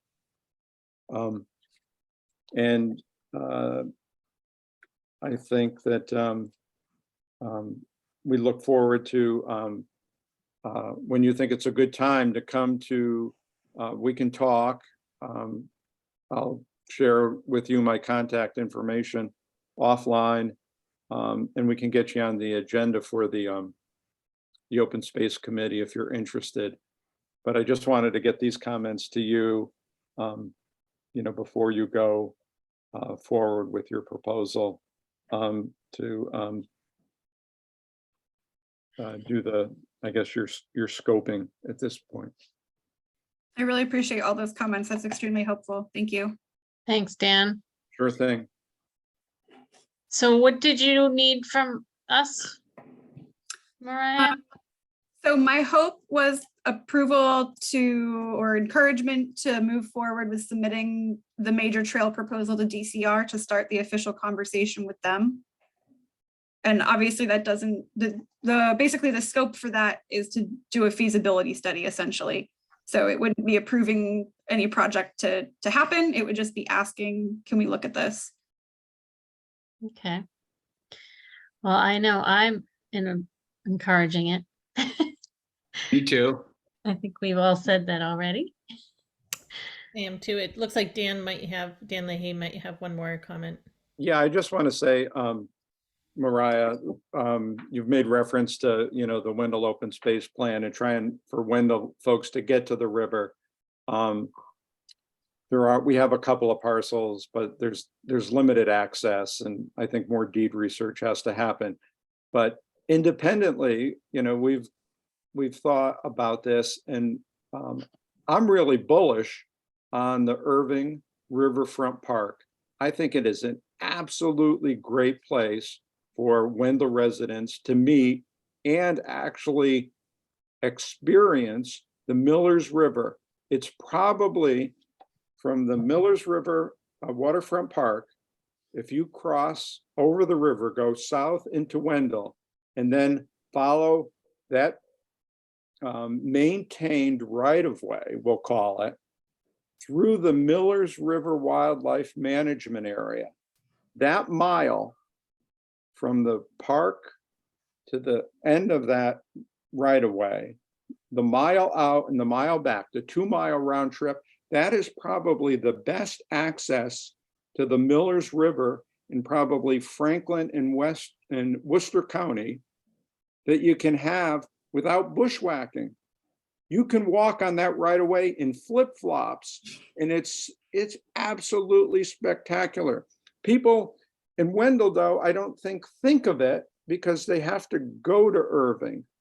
It's maybe 12 minutes or 14 minutes to get there from the center of town there.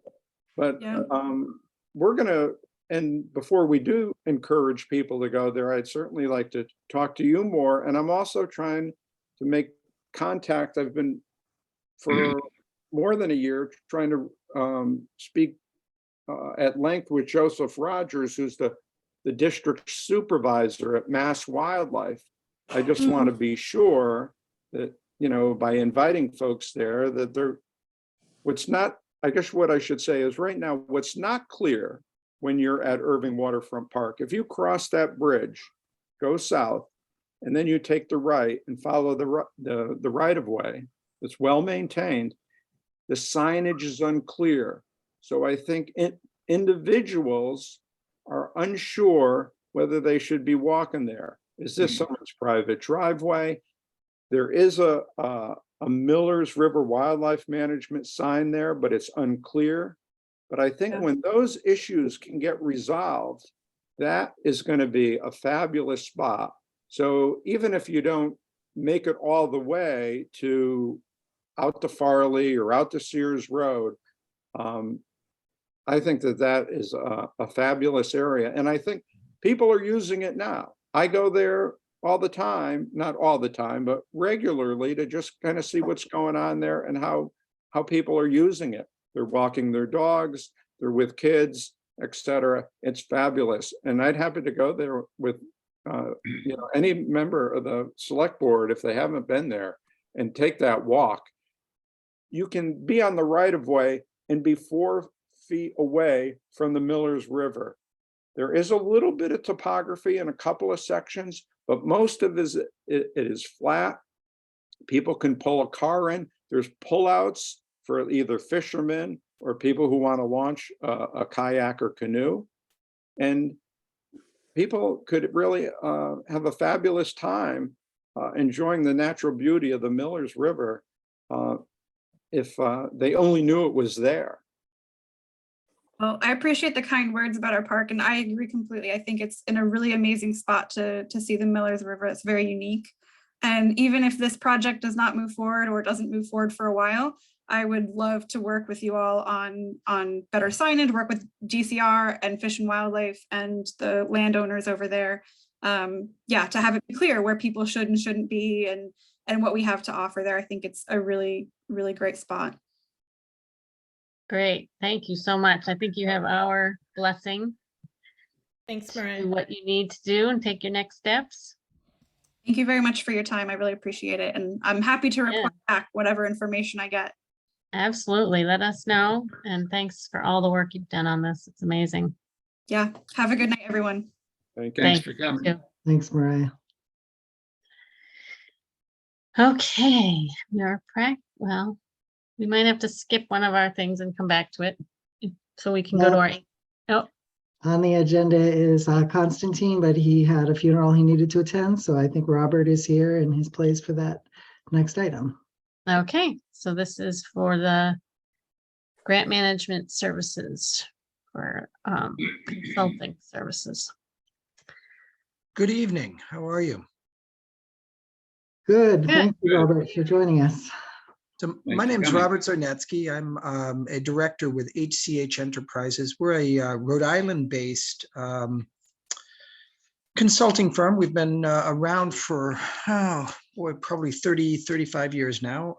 We provide a lot of services to the state of Rhode Island in grant management and management support in general. And since the pandemic, we've gotten more and more into serving municipal clients.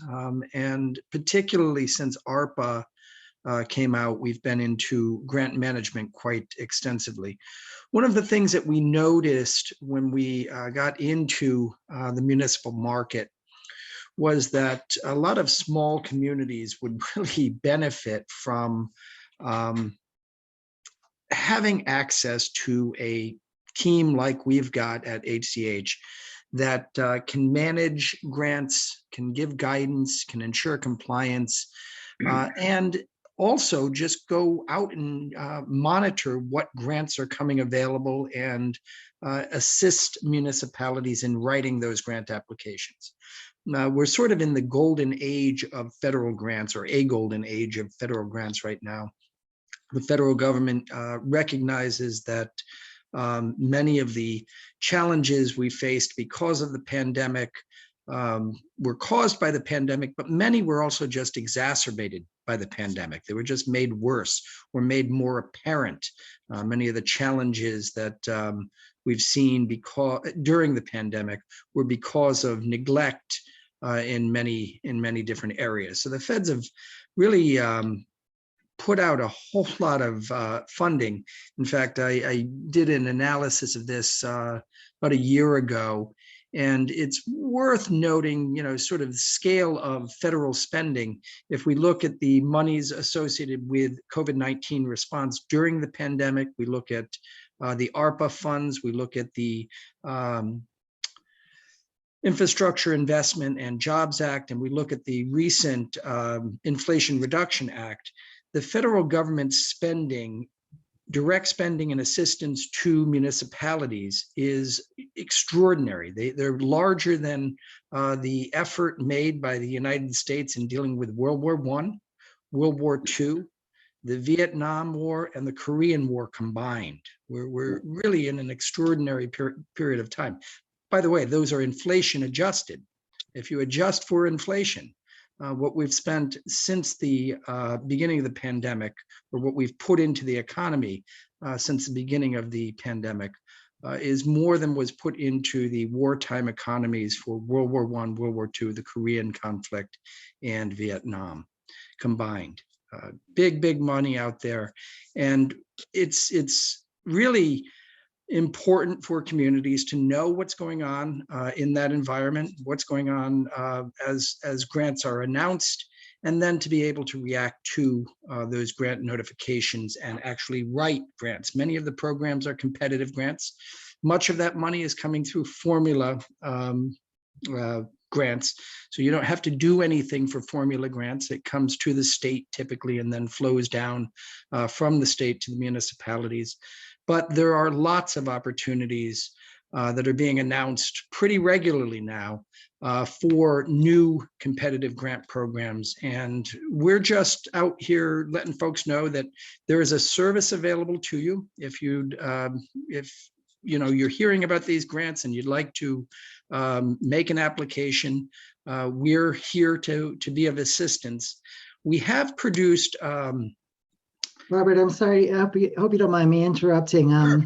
I had actually talked to Constantine in particular about the on-demand state and local fiscal recovery fund grant management services. So that's really what the select board is interested in hearing about tonight. Okay, and that was going to be next. Great. We have produced a product designed to make it easy for smaller municipalities to engage someone. In order to write a federal grant, you cannot write a federal grant, consulting group cannot write a federal grant on a contingency basis. Most federal grant makers will only pay for expenses that have been incurred since the award was made. So you can't have pre-award expenses. So we can't say if we win, we get paid. It's the case that you're going to have to pay for someone if you're going to have monitoring and grant writing up front. However, federal procurement rules do allow for micro purchases which do not require an extensive contracting activity. You can purchase anything for less than $10,000 without competition. If we were ever required to do work beyond that, we'd have to go out for a request for proposals and go through the full-blown competitive procurement process. But for a small fee, we can begin monitoring and producing reports on a monthly basis to let the town know when grants are available. And for an additional small fee, keeping us under the micro purchase amount, we can actually write a grant for the municipality if we find one that the select board determines that it would like to pursue. So we have a subscription service that is focused on numbers of hours, which just seems like a logical way for us to proceed. The price points for our subscription service, which is sort of a misnomer, but for this service is $1,900 gets you 10 hours of service. We have a price point of $5,500 and a price point of $9,000, which gets you 50 hours of monitoring, reporting to the town on what's available, what the characteristics of the grants are, meeting with the town officials so that you can determine whether or not that's a grant you'd like to pursue. And if within those 50 hours, we can actually pursue the application, we will do so. That's what we do. Anthony, I'm Phil Delory. I'm a project coordinator for the town. And I'm formerly a grant administrator. I've worked with several grant consultants over the years. And I am a person that would advocate for that assistance to the town. In my thinking, having an expert that's in the field that knows what they're doing, you avoid a lot of mistakes and you have the opportunity to obtain, grants that you otherwise wouldn't. Frankly, it seems like small money when you think in terms of all the possible monies that are out there. There is an awful lot of funding going on and we have other needs that we'd like to fund, but I understood, I thought that you were coming on to talk more about, or that your services were more about the various ARPA intricacies of working with it, reporting, make sure you're making appropriate choices and decisions with the use of the funds. So maybe that's part of what you offer after you come on contract. Is that a fair assumption? So the service that we've provided actually started as ARPA compliance. It started out as strictly the sort of advice you're alluding to, Phil, making sure that towns understood the rules and that folks were not running afoul of the ARPA use category restrictions. The final rule, when it came out last February, limited or reduced the complexity of ARPA for most of the small municipalities. So your municipality is not in really any danger of running afoul of the ARPA use category restrictions because you were able to characterize everything in your grant as revenue replacement, which means that you can use it for general government services of any kind. So for smaller municipalities, what we found is the real need is to figure out how to take some of that ARPA money and go after other money, go after other grants, pursue some of these IIJA and other new grant programs that are coming online. We do straight compliance work for ARPA. We do compliance work for grants in general, but the need seems to be, and what I understood from Constantine, the discussion tonight was supposed to be about was this subscription service aimed at monitoring and writing a grant. Again, we're sort of working on the premise that not everybody has the time, the ability to put together a request for proposals. That can be a very, very onerous process. So we've developed this service so that it's sort of a figure out whether this works for the community approach. This is kind of a try before you buy approach to grant writing and grant obtainment, grant monitoring, grant obtainment, grant writing. It's really meant to deal with the fact that a lot of small communities just don't have the capacity to get into this activity because it's a lot of work. It sure is. Thank you. Mhm. Yeah, thank you for that description. And I was having the same thoughts of Phil, that I was under the impression it was mostly for the ARPA, making sure compliance. If you have any questions, I'm happy to answer questions about ARPA. I have spent a lot of time in the federal, the Treasury Department's final rule and the guidance. I kind of know them like the back of my hand, I think. Sometimes folks stump me, but if you have any questions, I'm happy to talk about them. So in general, as just a guide, any activity from what you said before that the town would take on out of its own sources, we're eligible to use ARPA to replace town funds.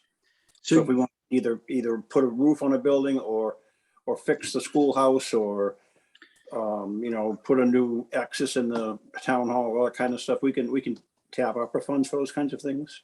Yeah, so when the final rule came out, again, back in February of 22, the Treasury Department created an election for municipalities whose grants total less than $10 million, or you can elect, even I suppose if you're more than $10 million, you can elect to take $10 million of your ARPA revenue as revenue replacement.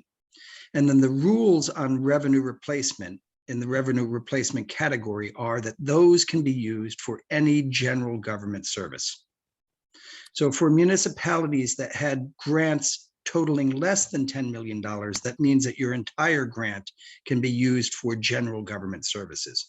And you don't have to worry about whether it's a public health issue or whether it's an economic recovery issue or whether it's a premium pay or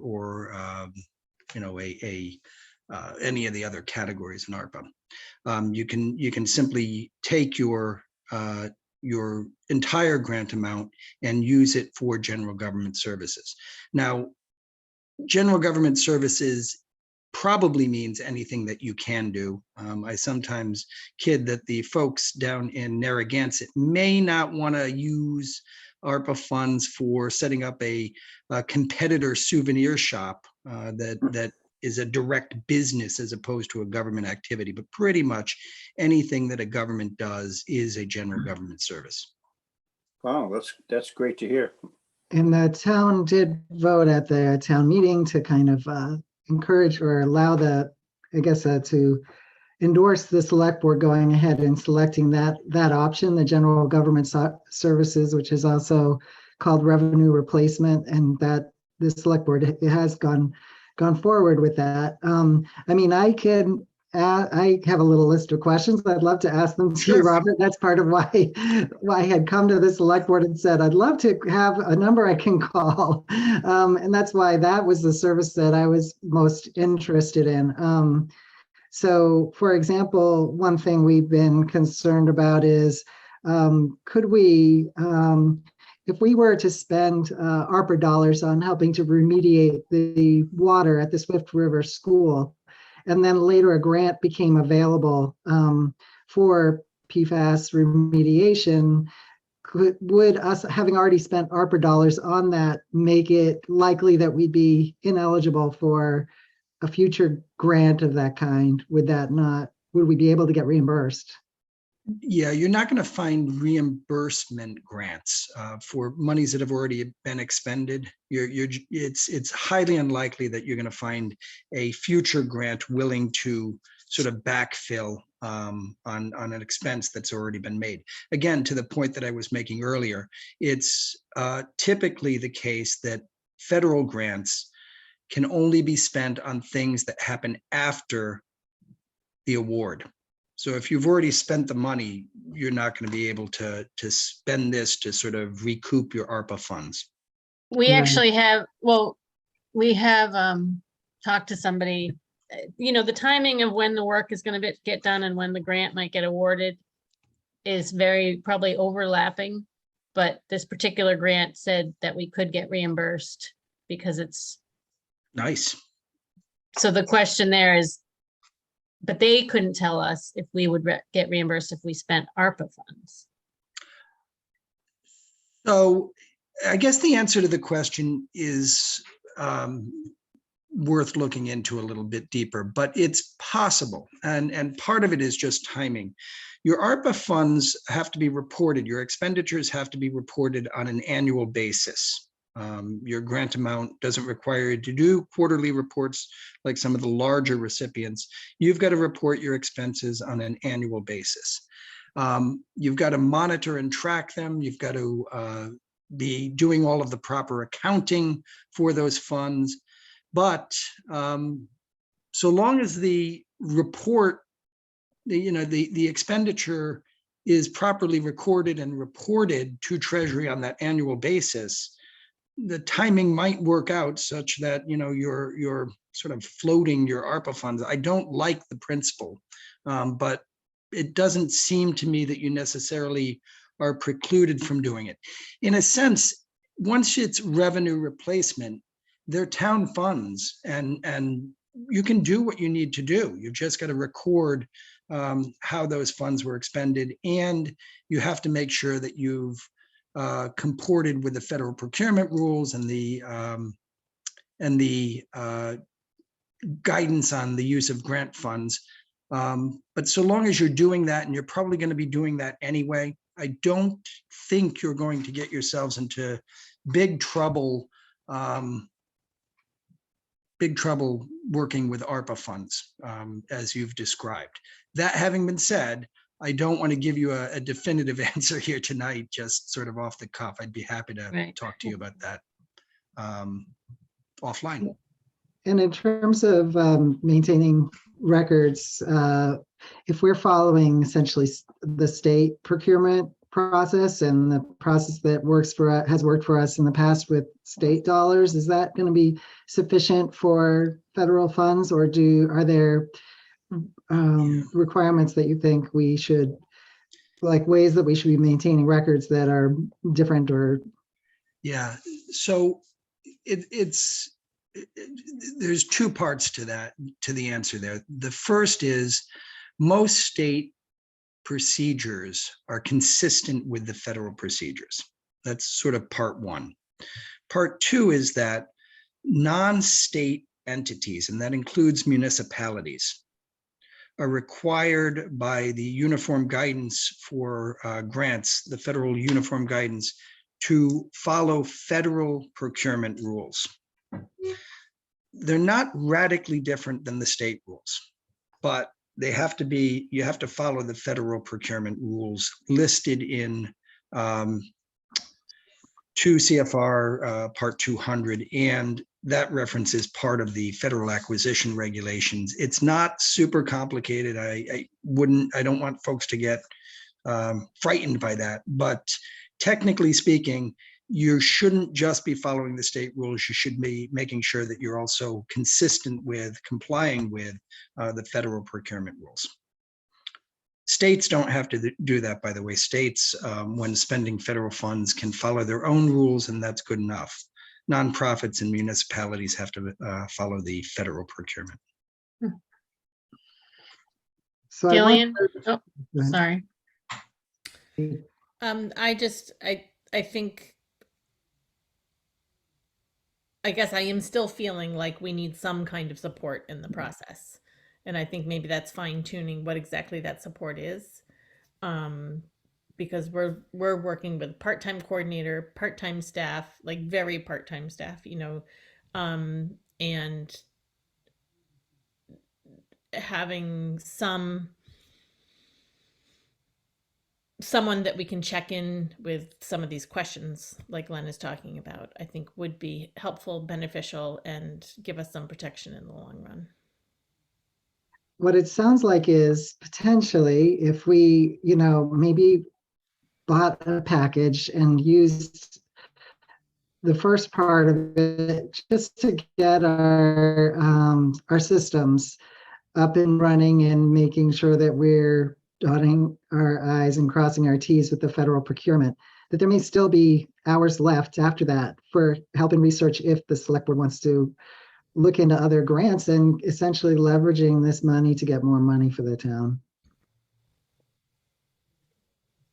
Do you have any estimate of an average grant, like how many hours that might take?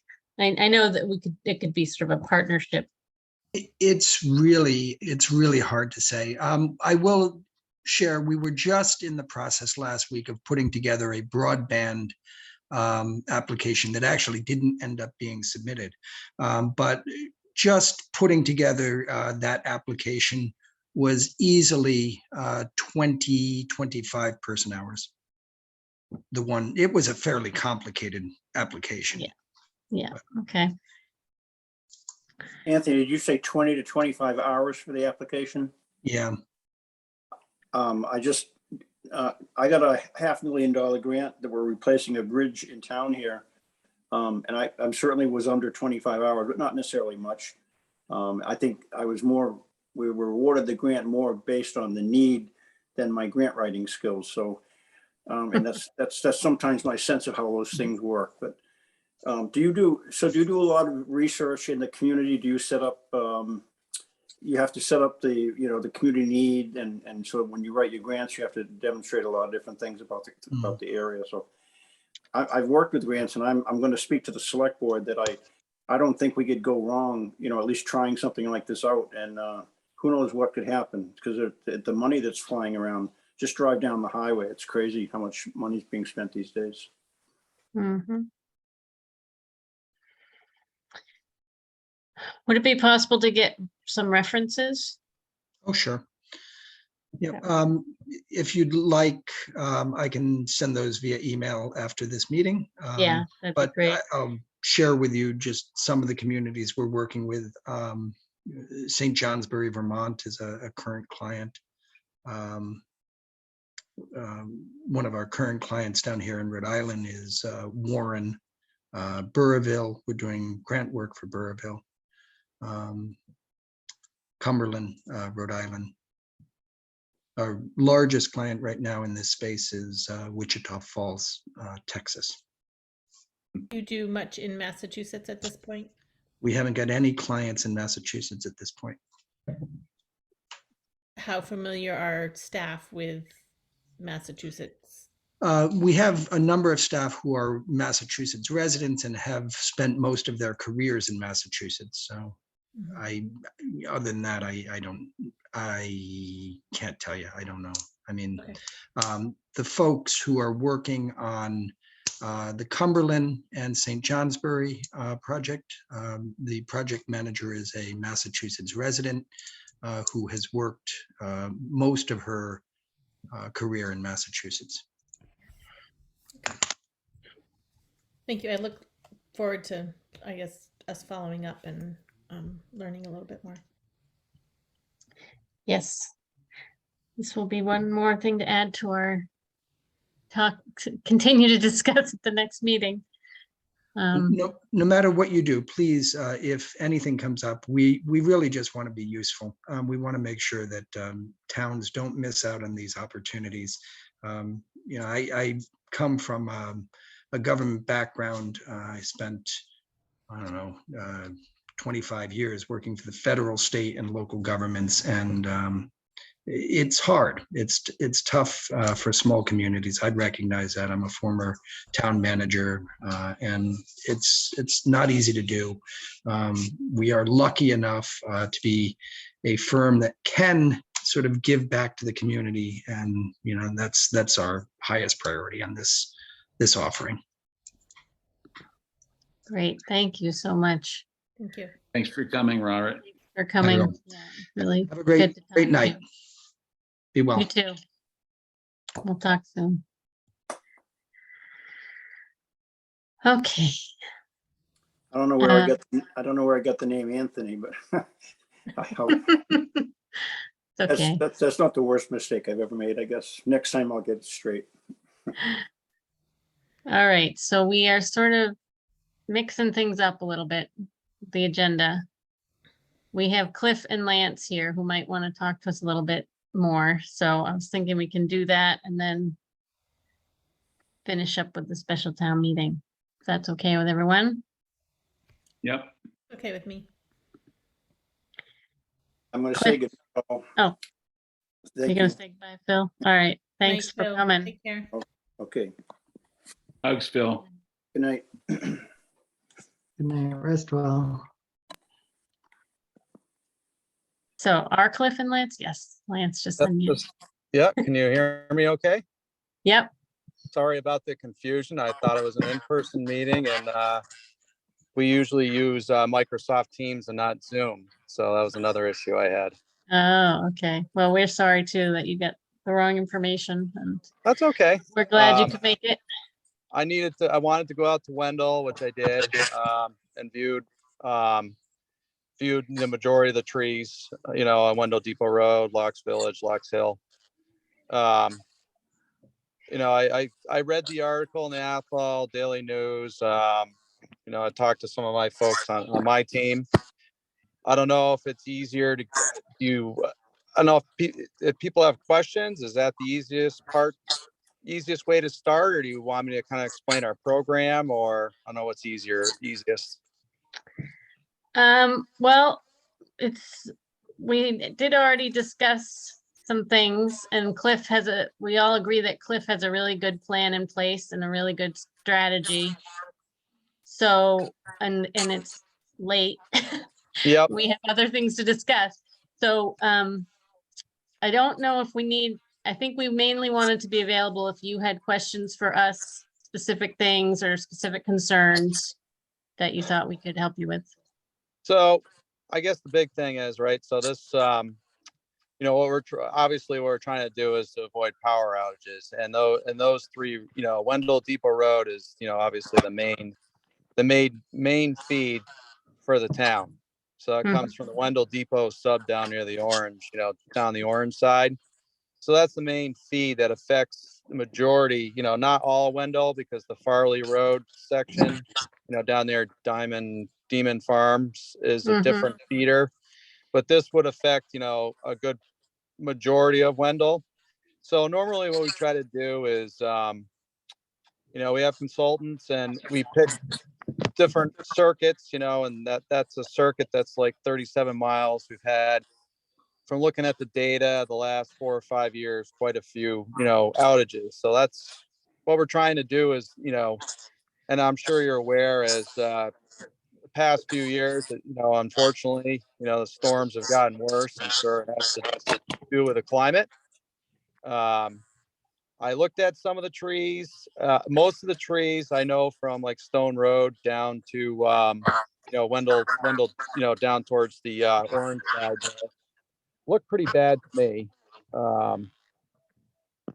And I know, the town common, I saw some of those trees, which I know people really don't want removed. I think there's a couple that should be removed. And I think in the meantime, some of the other trees, perhaps we leave alone for the time being. That's kind of where I was kind of thinking. There might be, I'm thinking, the other thing I was thinking would be really great to do if at some point we can, get a group of people together, and go out and view the trees, together with some of the residents and perhaps the selectmen to make final determinations, I think is usually the best way. Yeah, that's a Good great idea. That's what Cliff is already thinking of doing. I think he's got some people in mind, so. Yeah, and I think the other thing, the town, I read the article, about the maple trees and preserving maple trees. And yes, there's a lot of, unfortunately, there's a lot of tree mortality out there right now. Gypsy moth affected a lot of towns. Emerald ash borer is a new one that's kind of killing the ash trees.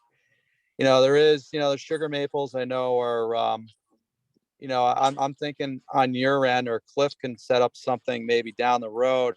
It wouldn't be bad for the town to get, I know fundings can be kind of tough, but tree care, if you want to protect trees, to me, from what I saw, especially the ones on the common, is, having people, I don't know if you have a program at all. I guess I should ask that first, of any type of tree care, especially for the trees that everybody really loves to see. I don't know if you have any type of program, but it's good. You can always use volunteers, do some type of, I don't know, fundraiser. I've seen communities do a lot of different things, right? And that would involve, like, mulching around the trees, right, in the common.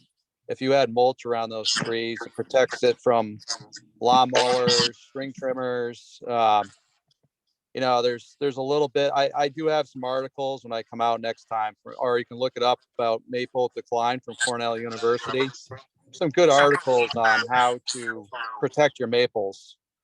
I don't know in that stretch too, if you put, how much salt is put on the roads, but that's, usually street trees, unfortunately, have more environmental stresses. And that's why, they're in decline. But I think for now, a lot of the ones on the common, other than there's one I know that was really bad near the four-way intersection there. It was pretty bad. I think the other ones for now, if there's too many rejections, I think you're better off leaving them for now. Right. Yeah, But Gillian? I know it's getting late. I don't want to keep you too long. I don't know if there's any questions that I can answer for now, but I think the best thing to do is sort of do like an on-site, meeting in the daylight, maybe, I don't know what works best for residents, like a 4 o'clock meeting. We kind of view some of the trees that people are, really opposed to having removed. And maybe if we point out the defects, it doesn't mean, all this, we don't own the trees. So but sometimes talking to, right, at the end of the day, right, it's, the private trees, we can't remove them unless the private landowner signs off on it. And as far as removing, state trees, we need approval from SDOT. And as far as town trees, we need approval from the town tree warden if they're hazards. But in this case, some of these are, they might be fine for another 2 years. They may not. It's hard to know. Time will tell. But when we do these large projects, the benefit for the town is we're removing, all the debris. Normally, when we're doing, our regular district forestry supervisors, they're just doing, the customer call-ins and the tree warden call-ins for, 5 trees here, 2 trees there. So that's the only benefit there. But I think if we did an in-person meeting and really viewed the trees so people could actually see what we're looking at and let them ask questions, I think is a better way to go. I have done those in the past.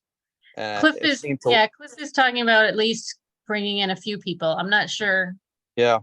With a daytime meeting, there was already a complaint about the last hearing being at a bad time for people, so that might not work. But Gillian had a question. Go ahead, Gillian. I think my only question was what our timeline is, and some people may already know this, but I'm just not up with it in terms of when do decisions need to be made, or is it pretty loose? That's pretty loose, to be honest. I mean, it's just the only thing with winter coming, and obviously what we're trying to do is we're trying to do the best we can, and trying to keep the lights on.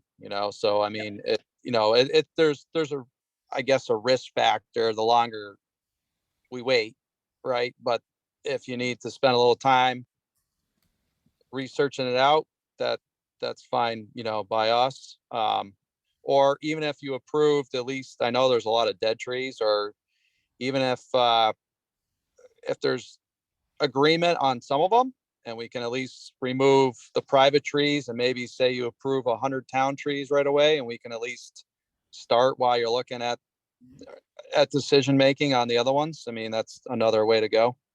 Yep, that was exactly what Cliff was saying too. So that's great. Yep. I think we are all in agreement. Yep. Sounds good. Yeah, so right. I think I emailed, everyone, I think all the selectmen, and I know Cliff has my email. Maybe in the next week or two, if we can find, I don't know, I guess maybe you can, you know better than I do, the residents that have the huge concerns. And I think it'd be good to do, some type of in the field meeting at some point to view the trees and have a little discussion if you think that will help things. Yeah, I imagine Cliff is talking with the people who've already sent in complaints or appeals, I guess is what they are. Yeah. And but were a lot of them for the ones on the common, or is that the biggest concern? No, I think that across the board, there were concerns. And I think if you look at Prue's list of trees, Prudence made a list of trees that she thought was more reasonable. I think if you take a look at that list, it'll be a good place to start. Okay, yeah, I don't know if I've seen, maybe Cliff can forward me that list, and at least, whatever ones that you can approve for now, right? And some of the private trees. I know, I guess there's a, educational factor, right? I know there was a couple of healthy ash trees marked, but one of the reasons why we do that is because emerald ash borer is really present in Massachusetts. I mean, if you wanted to spend money and treat them, you can probably save them. And that's, No. there, yeah, so No, that's. I don't think that's what we want to do, but actually, I think Yeah. Cliff has a really good list of trees that could probably come down right away. Right. Mhm. And I think that's the best starting point, right? If he can, Yeah. whatever he can give us approval for, that we're not gonna have a resistance for, we can do Yeah. those town trees along with the private trees that we received written permission from, and we go from there, and it gives, the selectmen and Cliff and myself to perhaps view the other ones and see, maybe it's taking some deadwood, taking some weight off versus full removals or something on some of them. We can maybe come All to, right. and then, all right. Sounds awesome. I think we're all on board. And you and Cliff, oh, Cliff, you're muted. Thank you. I'm glad you hear my muteness. Hi. So I'm a little concerned about, like, I feel like I've opened up a can of worms in terms of having this hearing. And then if we or I decide to remove a swath of trees that are, deemed, absolute hazards that should be removed immediately. There's definitely quite a few trees that I see every day. I'm like, really, really need to get removed. That I feel like I'm going behind the town's back. Because we had this hearing and there was no decision made, and so for me to go ahead and cut trees now feels a little off. So I mean, I'm not sure if Well, I'm not it- against it. I'm wondering if there's any suggestions, I guess, about how to go about that in a smooth way. Well, you can So- either wait till after the hearing, or if Yep. it's truly a dangerous tree, you have absolutely no obligation to do anything, right? There's certain types of trees that there no hearing is needed or any, I mean, we already have concluded that no hearing was truly needed in this situation. That's But right. if it's dead or dangerous, then it's true, you can do it without your concern. I Yeah. think the only thing is, though, there was some trees like the ones I viewed on the common, they're in decline, right? There's some that are really, there's a couple that I think need to come down, but I think there's a couple that if you wanted to wait, there might not be imminent hazards, and there might be some other trees, that perhaps, or maybe, maybe more minor defects, so, but you're correct, under the Chapter 87 laws, Massachusetts, the tree warden, if he feels it's a danger to the public, whether it be a public roadway, structure, or power lines, can approve the removal. Right. Yeah. So Lance, if I were to put together a list of trees that would take you guys a day, would you be willing to come out and take care of those? Yeah, are these the ones on those roads? Yeah, that we it's on already- your list, but there's a bunch of trees that you guys have flagged that with any windstorm we have, like they're just gonna go and they're gonna fall in the lines, kind of thing. Yeah, if there's some other ones besides those roads that you know about, that'd be great. But just keep in mind that the roads that we just marked for the hearing, if you don't do those first, you're working backwards, because that's the main feed. That's all. I understand. I meant on those 3 roads. I just there's Oh, a okay, few on those 3 trees roads. that, like, Okay, sorry. yeah, no, it's fine. I just wanted to make sure that, like, if I did find some trees that were just made sense to get rid of them now, Yep. that you'd be able to actually take care of it. Yeah, we can do those, because that's that's why we marked them. And we'd be able to remove the wood on those because it's a project. Gotcha. I think total we're removing over 300 trees proposed. A lot of them are private, but there's some of them, you got the list of the town ones, but there's a lot of private ones too. Gotcha.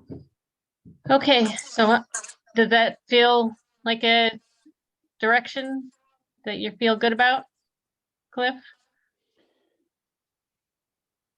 Yeah, I'm trying to decide if I should have the hearing first, to kind of get the town's blessing to do so. But that puts us out another couple weeks, and so it's kind of,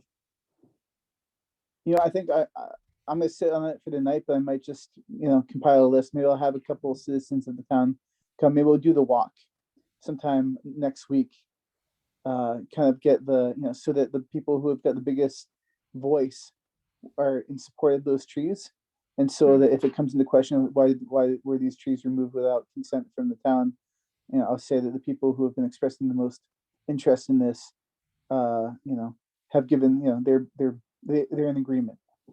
Mhm. I feel like that just feels like a better, just covering my butt a little bit. And sure. sorry, Gillian Yeah. has something, but my other concern actually about doing it before the hearing is that you did newly mark the trees, and I assume that those posts say something about the hearing and that they can appeal it and that kind of thing. Is that accurate? Yeah, I think that what I can do though is also put on the listserv and on the buildings, and I'm not sure how else to notify people, but like these streets have been Yeah. declared or deemed, a hazard and are being removed prior to this hearing. Yeah, I think that's fine. Gillian? Yeah, I guess I was just encouraging Cliff that, I mean, to make that list of trees that are definite hazards and that really you would deem as tree warden need to come down, like the worst of them. Right. And then the private trees that can just, so they can get started taking those down and then have discussions about the other ones. Does the town have any say in the private trees? I'm thinking not, but not my, Not unless they're along the road. Well, then they wouldn't be private, they would be, right, then they'd be in the right of way and they'd be Yeah. town trees. Yeah. If private homeowners have signed off saying, yes, please take these trees down, or we give permission to take these trees down, I don't see where the town could step in and say, no, no, no, no. You can't. Right. the beauty of America. Okay, just checking in. All right, so I Thanks, think Cliff. I'm hoping that we can wrap this up. We have a couple more things to take care of in this meeting. Absolutely. Yeah, thank you for staying up so late, you guys, and thank you, Lance. Yeah, well, Yeah, thanks. thank you. Have a good night. I'm gonna leave the meeting. So, but thanks for your time. And any questions, you can email me, call me, and be glad to help. Thanks, Thank that's you. great, Lance. Yeah. Have a great night. Good night.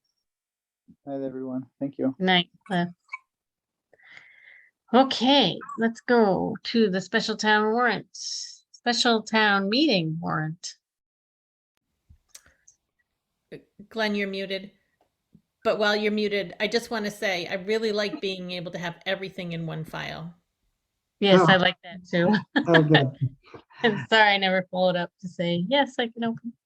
Okay, not a problem.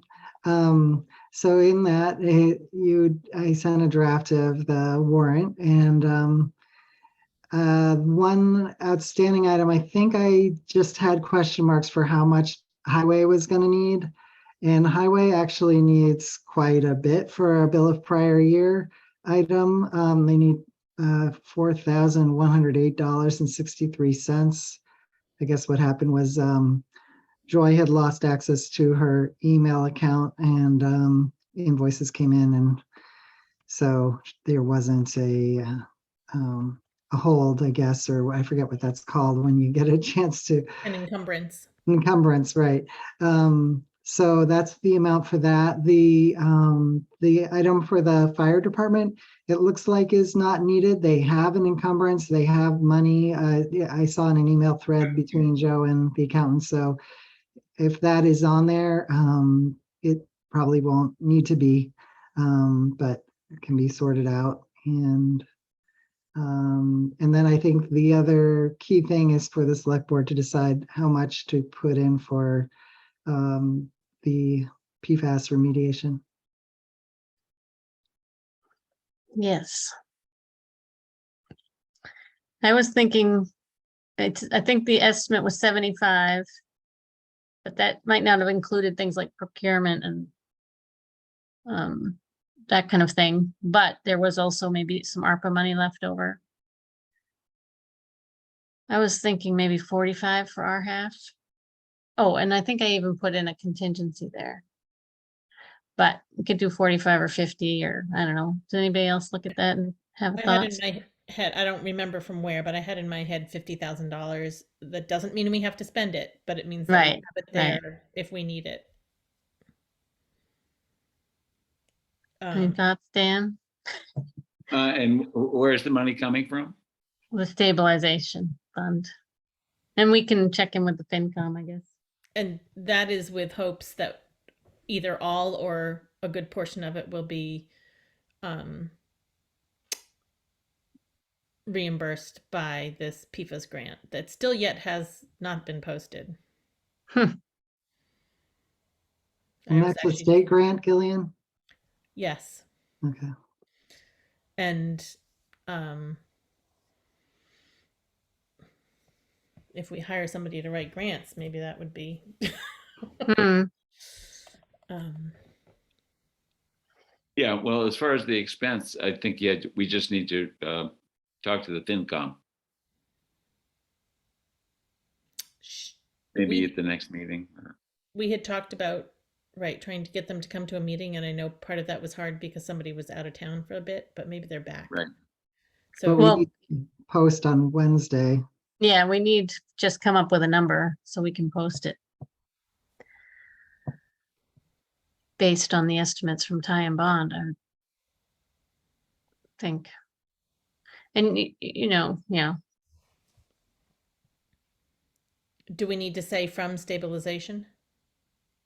yeah, I'm thinking that all of these might want to say transfer from stabilization. Does that sound right to you, Dan?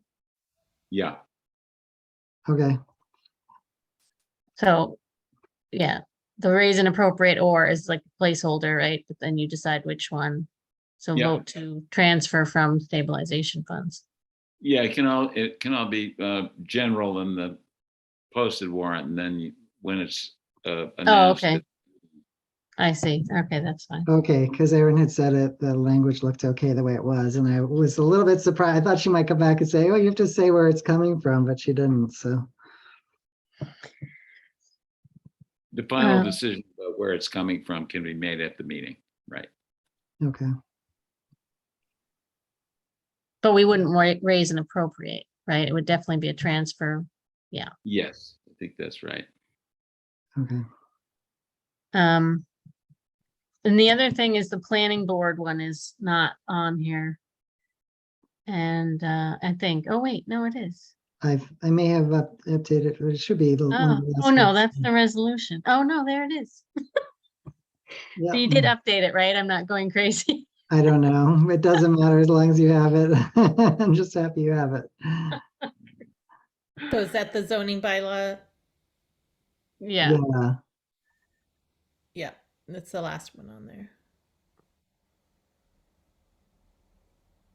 I Okay, did. good. For each one where it was initiated by someone, well, except for the one that came from the Citizens Initiative, I emailed the people involved, like the Orange, the school district, and I asked, just confirm, like, did I get this right? I haven't heard back from the planning board, but I heard back from the schools that looked correct.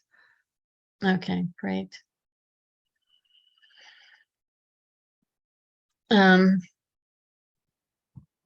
Okay, so for the PFAS number,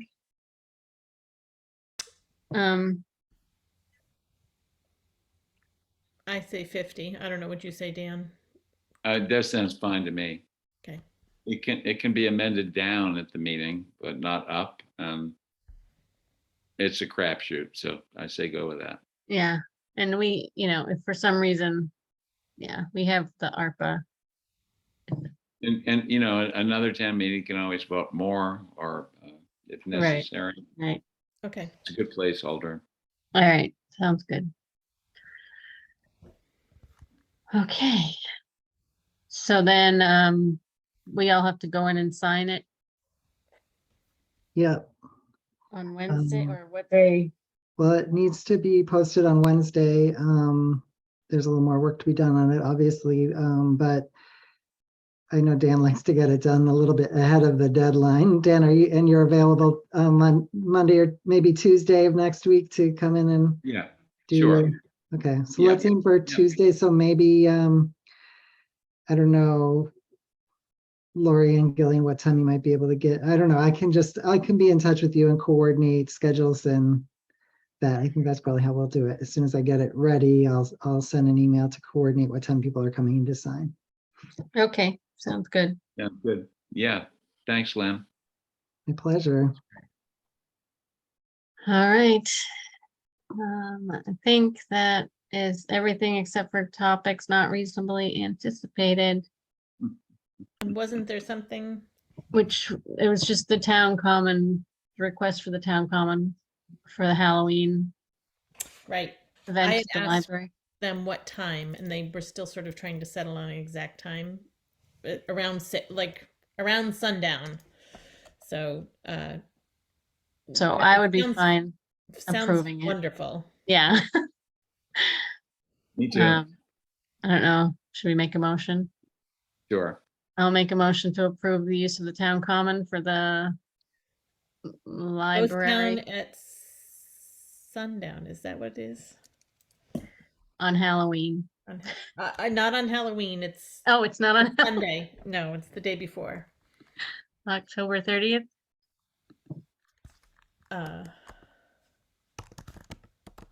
Maybe the select board wants to have a table and give away candy.